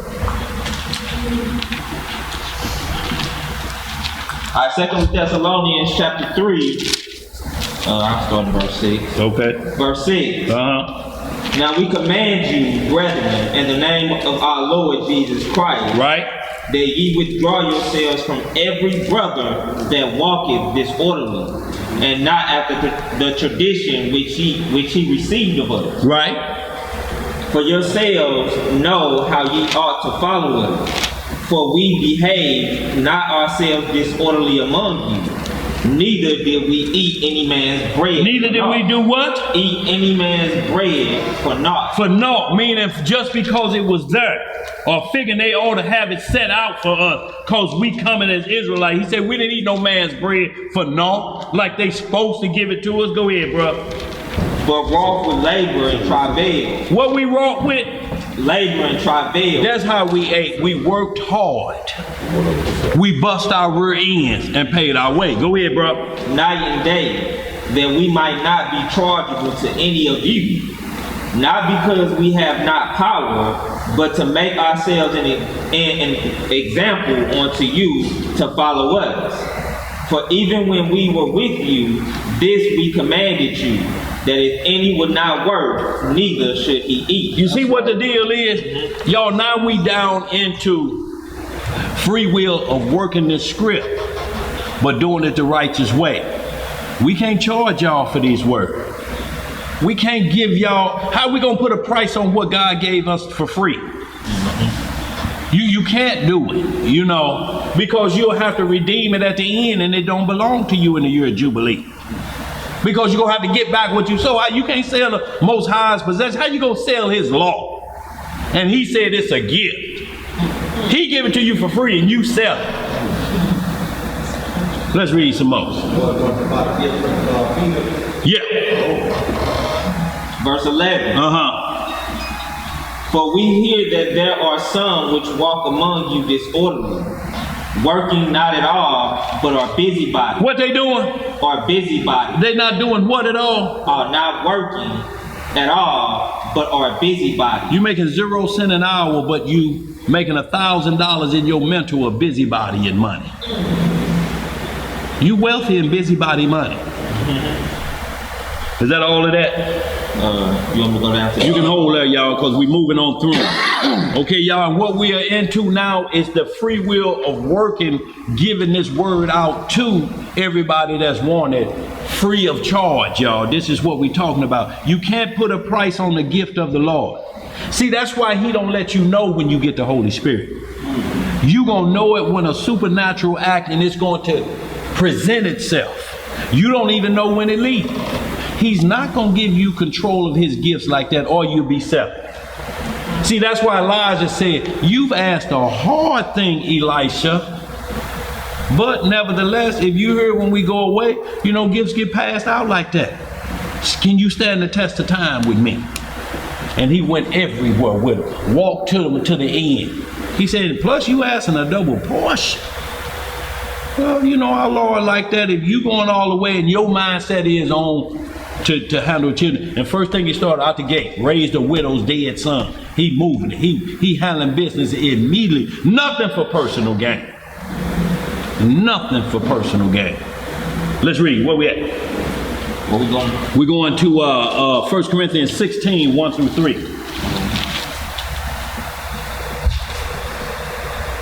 And what we're talking about here is when these disciples ask people, look, don't give us what's going to hurt you. We're taking money back to the church for the fatherless and the widow. Don't give us what's going to hurt you, or you going to be mad at yourself. Let's read some more. What does it say? 1 Corinthians chapter 16, verse 1. Now concerning the collection for the saints, as I have given order to the church of Galatia, even so do ye. On the first day of the week, let every one of you lay by him in store, as God hath prospered. As God has done what? Prospered. If there's no prospering, you ain't got nothing to lay up in store. If God ain't prospering you, you ain't got no increase. There's nothing for you to lay up because it's going to be a problem. You going to cut corners. Read some more. That there be no gatherings when I come. See, and not on this now, church will say, Sunday doctrine will say, see, that's when we switch to going to church on Sunday. This ain't got nothing to being switched going to church on Sunday. This just say we're going to do this on the first day of the week. We ain't going to do it on the Sabbath. We don't be collecting money on the Sabbath like that for this call. Y'all lay it up. I'm coming to visit y'all. We don't know how long it was going to take him to get there. He just said on the first day of the week, lay it up. This ain't got nothing to do with church switching to Sunday. He ain't no order here, and it says, and as also a change in the law, the Sabbath shall now be Sunday. That ain't in here. He just told them, lay it up on the first day of the week. We'll be by to get it. Let's read some more. What it say? Verse 3. And when I come, whomsoever ye shall approve by your letter, then will I send to bring your liberality onto Jerusalem. See, your liberality, he said, whoever y'all choose to handle money, it ain't come to me. Whoever y'all pick, y'all can pick this brother. Whoever, let him bring it up to Jerusalem when y'all get y'all thing together. I'm not here for collection. I'm not like don't drink the juice in the hood. You remember when he had that toothpick in his mouth and he told me, get the plates around on the other side. Now get the plates around on the other side. No, it wasn't that. Until y'all see that, y'all ain't gonna, I'm telling you this, that preacher episode rivals Richard Pryor and Which Way Is Up. That don't drink your juice in the hood. Boy, when y'all see just that preacher sing, boy, that's at another level. And boy, when he named this church, that church was about 10 blocks long, wasn't it? On New Mount Ebenezer, on the road to Jericho, by the road of the baptismal pool, and that's on Martin Luther King Drive, Church of Bethlehem in Jesus Christ. Go ahead, where we at, bro? You finished that? Yeah. Let's get right to it, y'all. Matthew chapter 10, verse 8 through 10. And y'all, what we're talking about now is free will with no pressure. What you got? Absolutely, like. To give in the form of increase. And so when they sold all their goods, they gave back on their vows. Then they give on their kingdom. Y'all see we on the same page? We just hollered at them. See, the spirit is there because he understands what it's talking about. That was their money. They didn't have to give that money to nobody. He said the power was in your hand. That's your property. We ain't gonna take your property from you. But they had made vows. That's why he said how. You done had enough of this, Josh? Don't play. We're gonna ride it out. You good? Go ahead. Yeah. Just that fast, y'all consulting each other. Consulting conspiracy of your own property, stealing from yourself. Go ahead. Where we at? Matthew chapter 10, you said 8 through 10? Yes, sir. Alright, okay, Matthew chapter 10, verse 8. What it say? Heal the sick. Do what? Heal the sick. Cleanse the lepers. Raise the dead. Cast out devils. Freely ye have received. Freely you have what? Received. Uh-huh. Freely give. Provide neither gold nor silver nor brass in your purses, nor scrip for your journey, neither 2 coats, neither shoes, nor yet staves. For the workman is worthy of his meat. Keep going. Yeah. And into whatsoever city or town you shall enter, inquire who in it is worthy, and there abide till ye go thence. And see, when you enter that town to say, inquire who's worthy, you just can't go up to anybody. Why you gonna go to a Satanist house? What you gonna go to the Ku Klux Klanman house for? Before you get on the steps, he gonna holler, nigga, get away from me with that Bible. Go ahead, read some more. Verse 12. Uh-huh. And when ye come into a house, salute. When you come into a house, do what? Salute it. Yo, we know the rules. You ain't gonna come into our house and ain't gonna salute it. Now we ask you to move your hat when we pray. You have to salute this house when you come up in here. You and I, and this is the Most High saying. Same thing he did with the Pharisees in Matthew 5. He said he saluted the house first when he come in there. Even though they the Pharisees, they say you can't get in the kingdom with this dog. He still, by order, you don't disrespect nobody's house. Nobody's house. And we for sure ain't gonna have nobody come down here and disrespect this house. What we look like company come here, somebody else's company, and disrespect our house. How your cousins gonna jump in the bed and you can't? Go ahead. Verse 13. And if the house be worthy, let your peace come upon it. But if it be not worthy, let your peace return to you. And whosoever shall not receive you, nor hear your word, when ye depart out of that house or city, shake off the dust of your feet. Verily I say unto you, it shall be more tolerable for the land of Sodom and Gomorrah in the day of judgment than for that city. Than for that city, y'all, because he said shake the dust. Whose house is worthy? See, what you're doing is you're going to people who's worthy, and then they turn you down. Yo, so that's why we get mad when our parents, we expect them just to believe it like I do, but they may be like, I don't want to hear that today. Here you come with that Bible, what didn't y'all just get from church? We didn't open our Bibles up at church. Now here you come with this. Now you need a few farthings or shekels to keep your mouth closed. Look, we got some things cooking. Big Mama got some ham hock helper going, and if you want to stay to...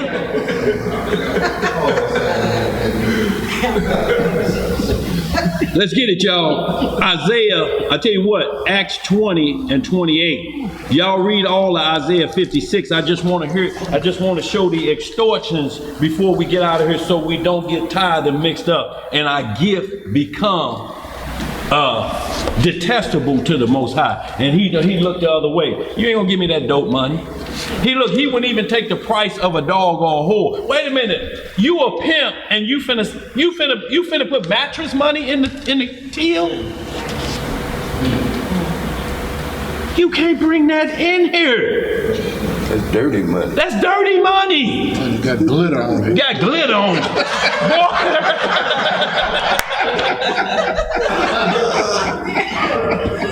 No, that ain't what he talking about. Go get rid of the drought. That ain't the kind of raining we talking about. Don't make it rain up in here. Where you at, bro? Acts 20, verse 28.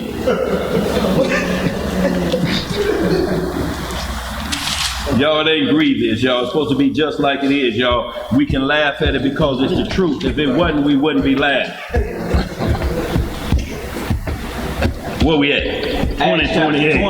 Acts chapter 20, verse 28. Take heed therefore unto yourselves, and to all the flock over the which the Holy Ghost hath made you overseers, to feed the church of God, which he hath purchased with his own blood. You feed them with the blood he purchased. You ain't sacrificed no blood for this. Don't you get beside yourself and tell me a man have to do a certain thing to be around you. You get beside, you ain't gave no blood for this. What blood you done gave that somebody ought to be bowing at your feet? Cut this off for you. What? If you do it, shame on you. Read some more. Verse 29. What it say? But I know this, that after my departing shall grievous wolves enter in among you, not sparing the flock. Not sparing the flock. Look, they waiting on opportunity. There's opportunities. Ooh, it's a gold mine up here. Where you say that nigga work? It's the same way at church. How you a deacon and you just joined the church last week? You know why? Because they got your W-2 from, oh, look at here. This nigga makes 6 figures. yeah, he a deacon, you know. Put him up to a deacon.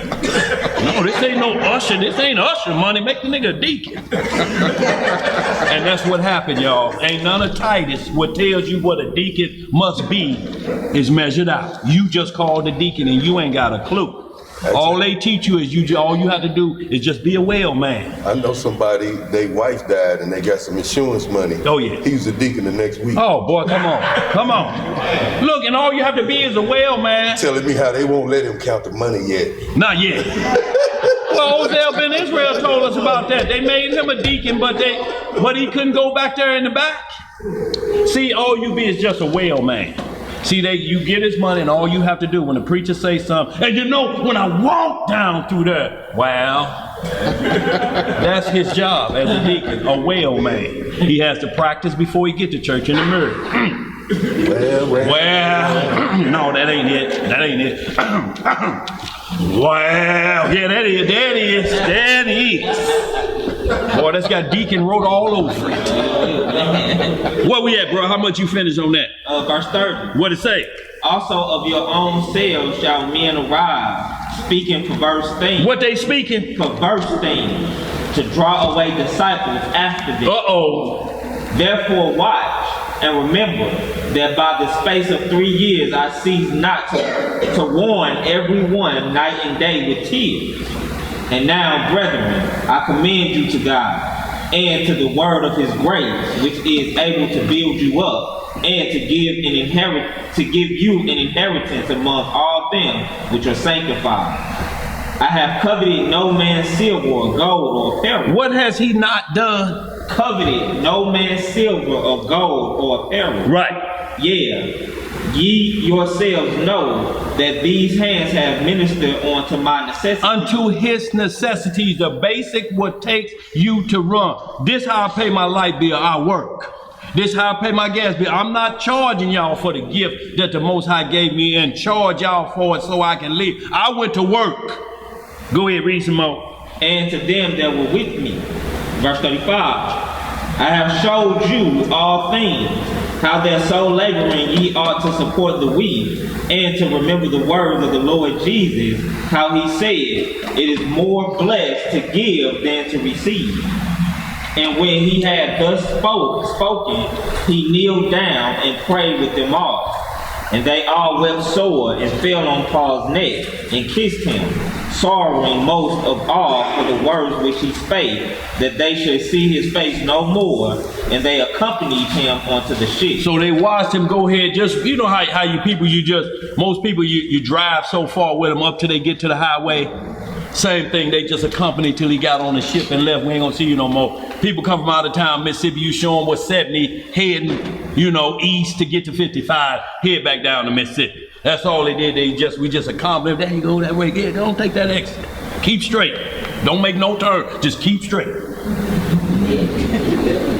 So y'all, now that we got that, y'all read all Isaiah 56 because it talks about the eunuch that Elijah spoke of. Y'all, and that's very good that even if you don't have a child or anything to give, he said you got to give your time. The dry tree can't say, I'm not worthy because I'm a dry tree. He said, no.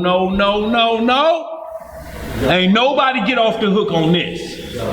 Ain't no excuse for this. So y'all, now we just gonna hit these quick ones, y'all. We're gonna close out the extortion. Sirach 34:18, y'all, these one-liners. We're going to roll through these. Y'all read them all on your own time. There's only 4 of them, and we're going to close out. Y'all, boy, I'm right on point, and look at that 4:54. What'd I say, Zed? You said 4 o'clock. No, I didn't. Didn't I say 5?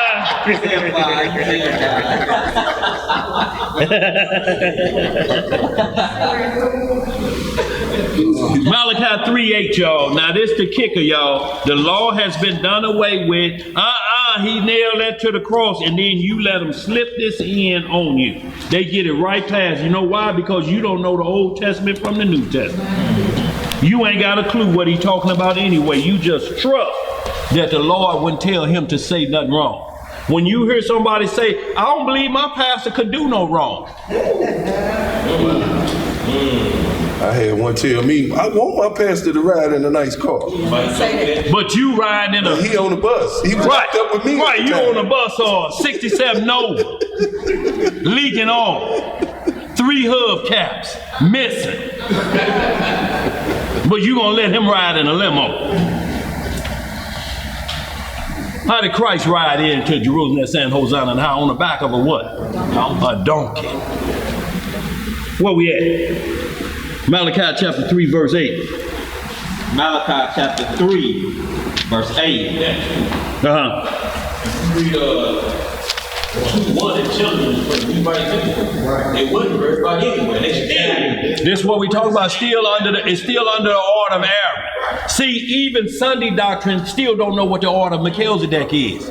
They still don't know there's a change in priesthood and not the law. They don't even know what they under now. They just saying we under the new covenant of what? I know somebody here, a priest. Me and Oriel was in drum corps with him. He say, I brought up Melchizedek. He said, that's Christ, ain't it? But he's a pastor. And all he think is that that's Christ. He said what, bro? That was Christ. Which one? In Hebrews 7? No. Melchizedek was Christ. Well, Melchizedek is Christ. But that ain't how he meant it. Oh, that ain't how he meant it. He just throwing it out there, but he don't know it's a priestly order. Yeah, he thinks it's just a title or it's somebody. It's always Melchizedek is some mysterious individual like an uncle that come to town. You only see him once a year and then he gone. Mm-hmm. You missed him. He was here. What? Did he leave me anything? Where we at? Malachi chapter 3 verse 8. So that what, bro? Run out of time, like. We only got about a few more lights. We're gonna get into a couple. But if you want to go one, let's go one lights. Go ahead. Hey, you giving him a reason to go past Go ahead. Only because most people, when they read that, they don't have an understanding. Right. It's talking specifically to the priest. Yes, sir. We'll go to one light. To the whole congregation. See, y'all, we talking about understanding. He's saying they gonna miss the understanding. The light ain't gonna turn on all the way. Gotta go to one. Let's get it, y'all. Malachi chapter 3 verse 1. What it say? Behold, I will send my messenger, and he shall prepare the way before me. And the Lord whom ye see shall suddenly come to his temple, even the messenger of the covenant, whom ye delight in. Behold, he shall come, saith the Lord of hosts. But who may abide in the day of his coming? Who may abide in the day of his coming? Who worthy? Let's get some more. And who shall stand when he appeareth? For he is like a refiner's fire, and like fuller's soap. And he shall sit as a refiner and purifier of silver. And he shall purify the sons of Levi, and purge them as gold and silver, that they may offer unto the Lord an offering in righteousness. Okay, now you can jump down. Let me just talk. I understand it, bro. You good. Yes, sir. Talking to the priest, but this is also saying that this is about purging out the foulness of the Levitical priests. That's right. The sons of Levi. The refiner. Right. He's refining. They need refining because it was through their mouth that the children of Israel were supposed to know, learn knowledge and wisdom of the Most High, how to walk right. Y'all see, that's why we had to go back. Y'all, we have to do that sometimes, y'all, because if anybody say, this a key element here. It's like when you taste something, you say something missing though. It's something missing. Verse 1 and 2 was missing. Before we taste this 8. Go ahead, bro. Verse 8. What it say? Will a man rob God? Will a man do what? Rob How God. you gonna do that? How you picture? They like you what? There he is sitting on his throne. Give it up, empty them pockets, Most High. I mean, is that what you think? Go ahead, bro. Will a man rob God? Yet have ye robbed me. But ye say, wherein have we robbed thee? In tithes and offerings. Ye are cursed with a curse, for ye have robbed me, even this whole nation. Bring ye all the tithes into the storehouse, that there may be meat in my house. And prove me now herewith, saith the Lord of hosts, if I will not open you the windows of heaven, and pour you out a blessing, that there shall not be room enough to receive you. So y'all can read the rest of that, but you see here that where he said, well, man, y'all have robbed me. Y'all ain't bringing in no tithes and offerings, even the free will that don't cost you nothing. I'm just saying under your, but like I said, Nas and Sapphire, they stealing free. He gave it to you abundant, and you stealing it back. Y'all, it's more than the notion, y'all, to understand these things. When you give it, you can't ask for it back. You can't be an Israelite giver.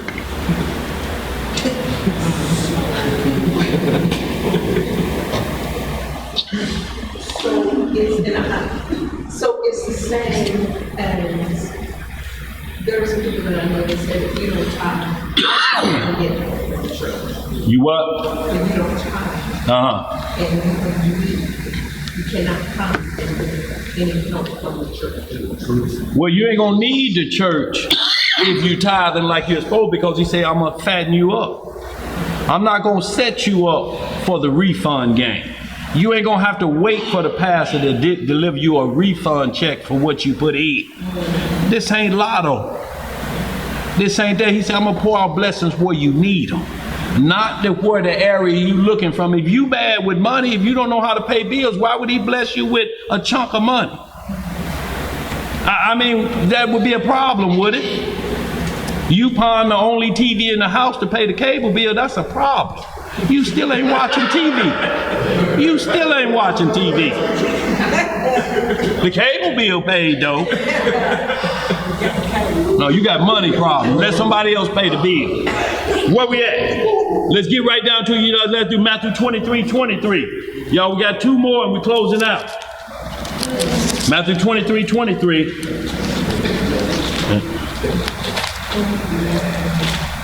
See, Zeb, that little bit of time I was asking you when I was supposed to stop got me over. I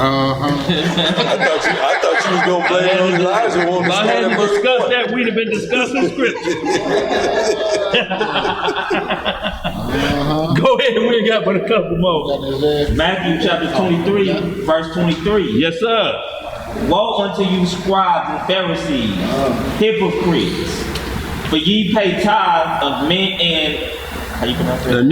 Anise, and cumin, and have omitted the weightier matters of the law, judgment, mercy, and faith. These are ye have done, and not to leave the other undone. So he gonna go on and finish pounding the Pharisees' head, but he said, you give tithes of everything because you got plenty of it. Most of the people giving you anyway, so you just giving what they giving you. You know, you ain't putting in nothing extra. You tell, he said, but you overlook the weightier matters. This woman here had a disease of bleeding for 12 years and y'all ain't did nothing for her. Y'all stepped over this man at the pool of Shiloh, didn't even roll him in there, just stepped over him. Like a homeless laying on the street. You just stepped over him. How you gonna get in there when the water's troubled? Y'all do all of that, then you washing cups and you got on all the fancy garb and you tell a man he shouldn't even take his mama to the doctor on the Sabbath day. Yet I saw you in the hole with your sleeves rolled up getting your oxen out. And that's when he go on, you hypocrites. And I'm here. Go ahead, sis. Even during the time, your mint, your deal, your human, all of those were far beyond the price because those are very expensive. Absolutely. Absolutely. And that's But you know, only people had certain like that, so it was a small group. It was a group, so anybody with less than that wasn't in the group. You can't come in this circle. This for the hierarchy. These are for captains over 100 and 1,000. This the only group here. You got to stay over there, peasant. You ain't got money for this. But that's who they should have been looking at. That one right there that didn't have the spices. You know, he had some red pepper. Plenty to make red pepper tea. But they didn't want that. It's just like Judas Iscariot. He said, we could have took that fine ointment that she rubbing on your feet and your head, and we could have got 30 pence for this. He said, you ain't thinking about no money, Negro. Get out of here. She getting me prepared for my burial. She know I'm finna die today. And you up here talking about what you could have did with some change. Get out of here with that. Paper chase. Where we at? Let's get these last two. 1 Corinthians 9. Y'all, we was going to do it all, but we just going to hit a couple of them. And y'all read all, and then we're going to hit 2 Corinthians 9. We're going to close out. Did we ever hit Sirach 34 and 18? No, you wrote right past it. Give me that first, y'all, and then we'll just, homework will be these 1 Corinthians. Give me that Sirach. I want y'all to turn to 1 Corinthians 9. I just want to get it going, and then y'all read, because I had all of 9. I want y'all to read all of 9. I got this right there. But we're going to go 9, and we're just going to skip to 16 and 17, but I want y'all to read all 9. Then we're going to go to 2 Corinthians 9 and 6, and I had that to the end. Y'all read that to the end, but we're only going to read the one line, and we're going to close out. All right, so Rob chapter 34, verse 18. He that sacrifices a thing wrongfully gotten, his offering is ridiculous. What is his offering? Ridiculous. You might as well turn it on MTV channel 31, ridiculousness. Because that's what it is. You offer a thing wrongly sacrificed, it's ridiculous.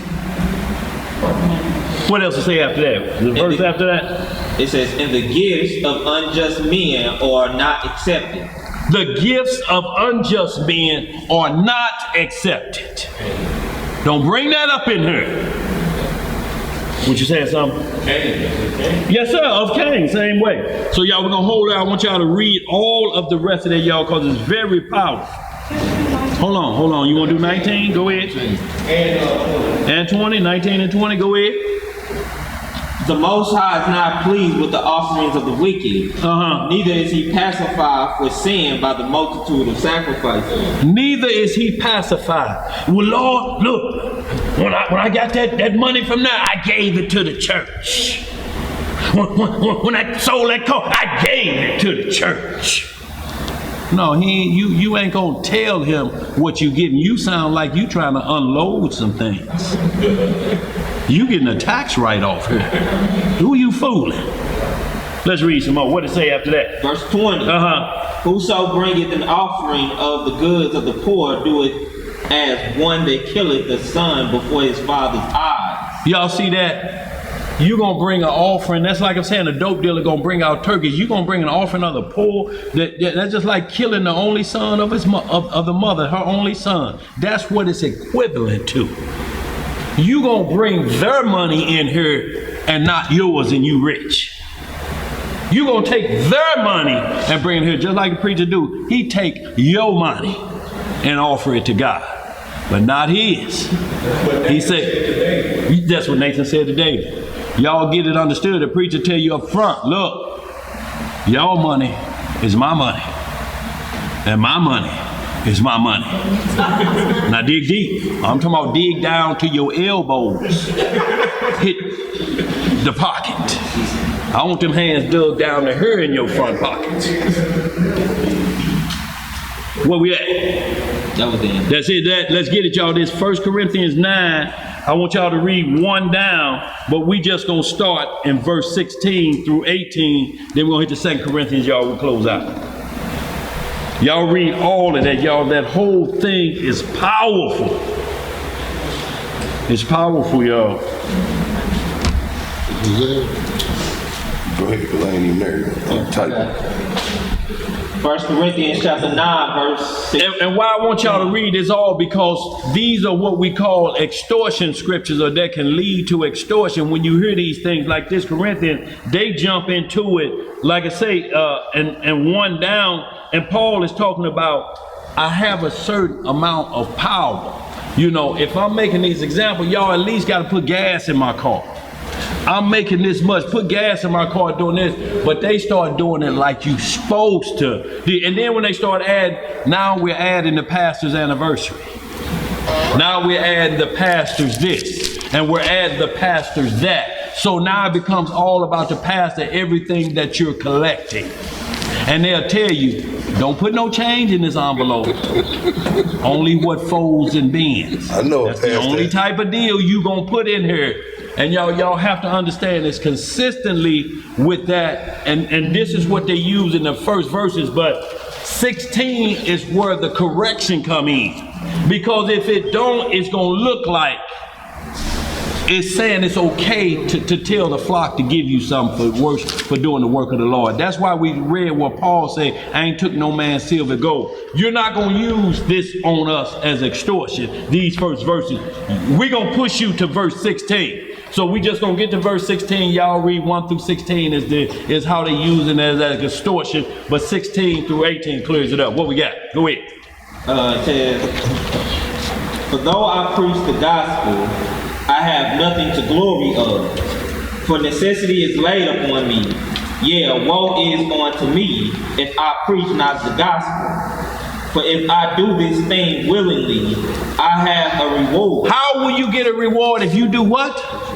Willingly. Willingly. That means ain't nobody pressuring me. Ain't nobody calling me at 3 in the morning to my man, we got work to do. Man, I'm here with my wife. Nigga, get up, it's work to do. What?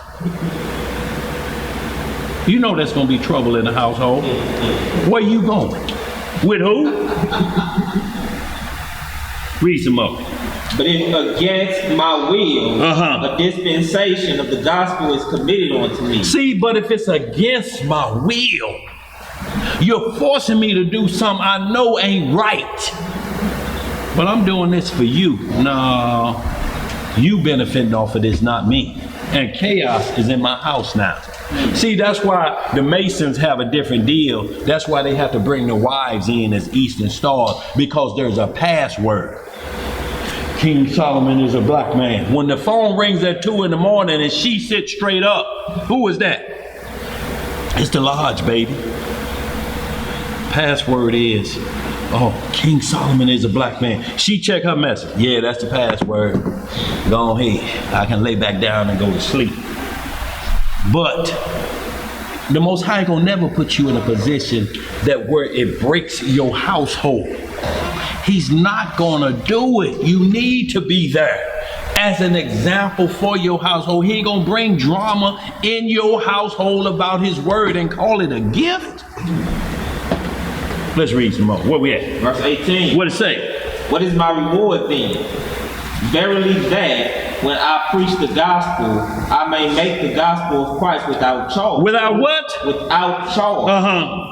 That I abuse not my power in the gospel. Y'all read the rest of that, y'all, because it gets very interesting after that. But 1 through 16, y'all, is what they use for extortion, to grab it out of you. A lot of these camps using that.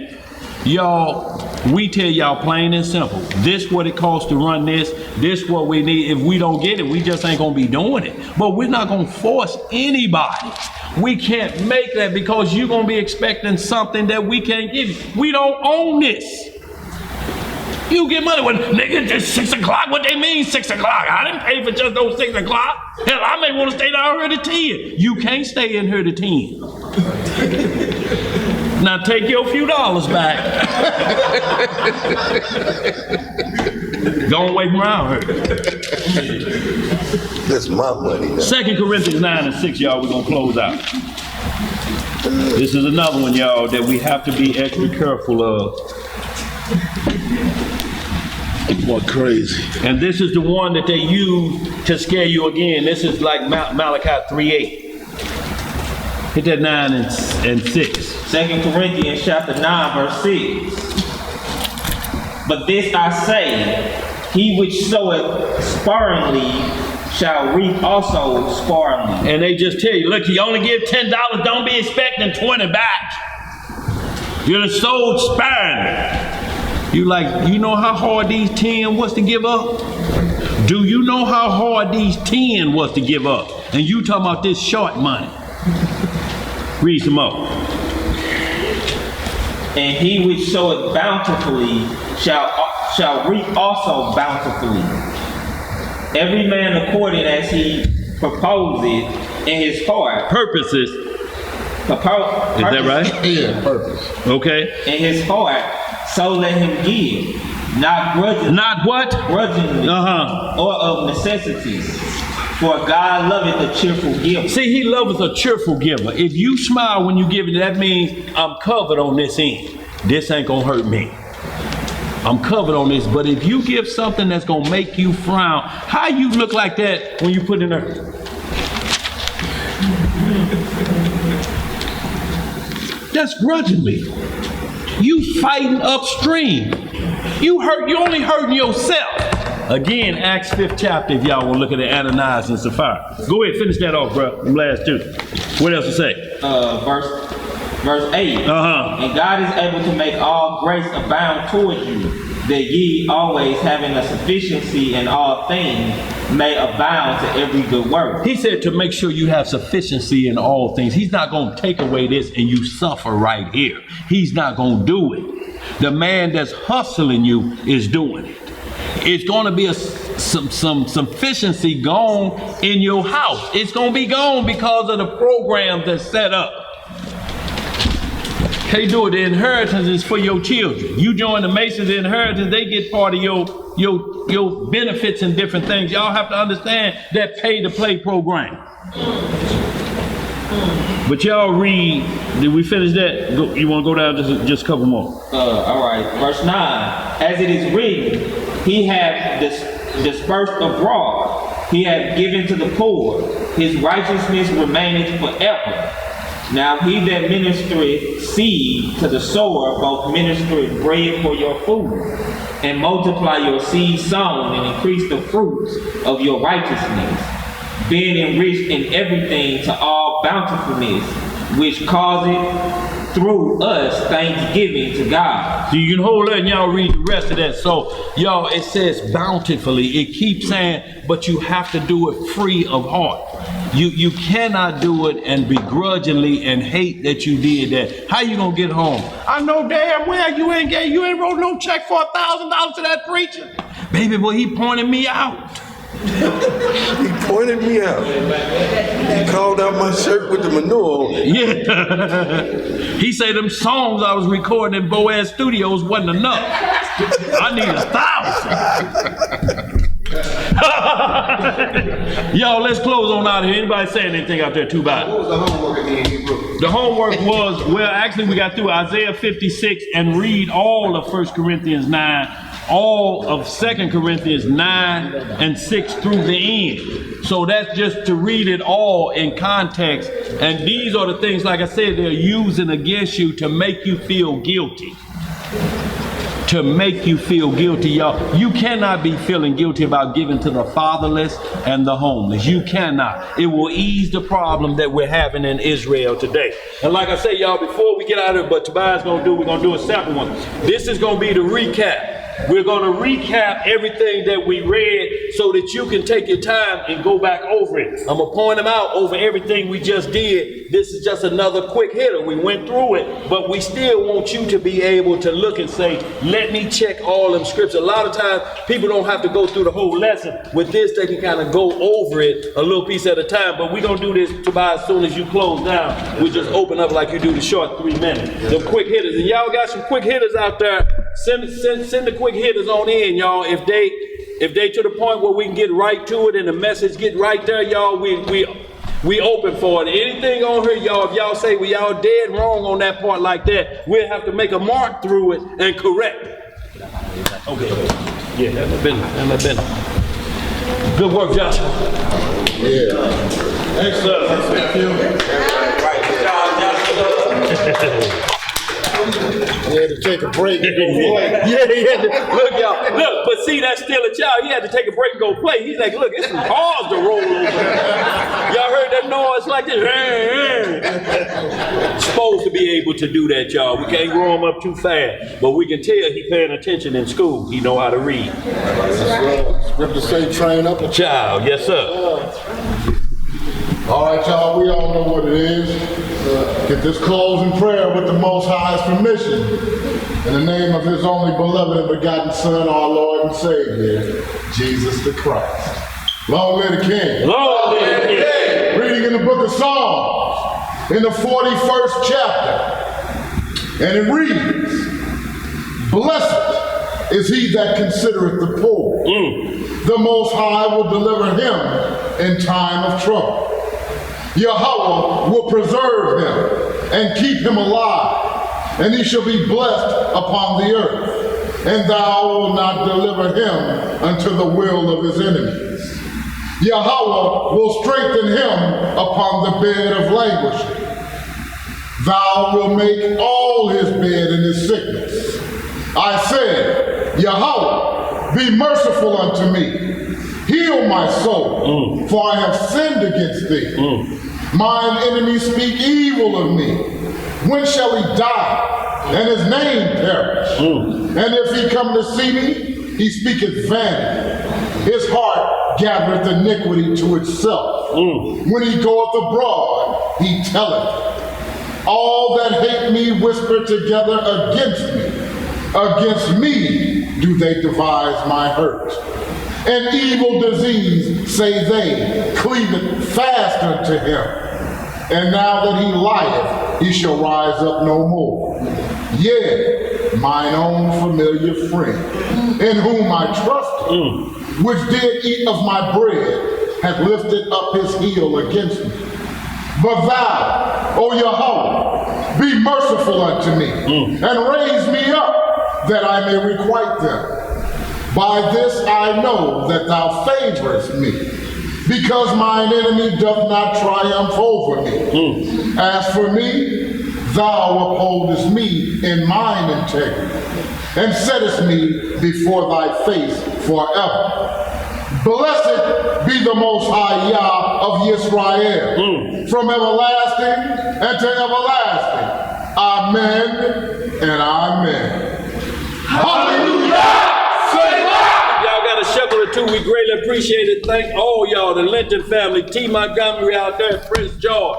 Thank y'all for all the assistance y'all provide for us, that we keep this ministry going. Thank y'all very much. Todah. We're gonna do a quick one. I got you. Quick.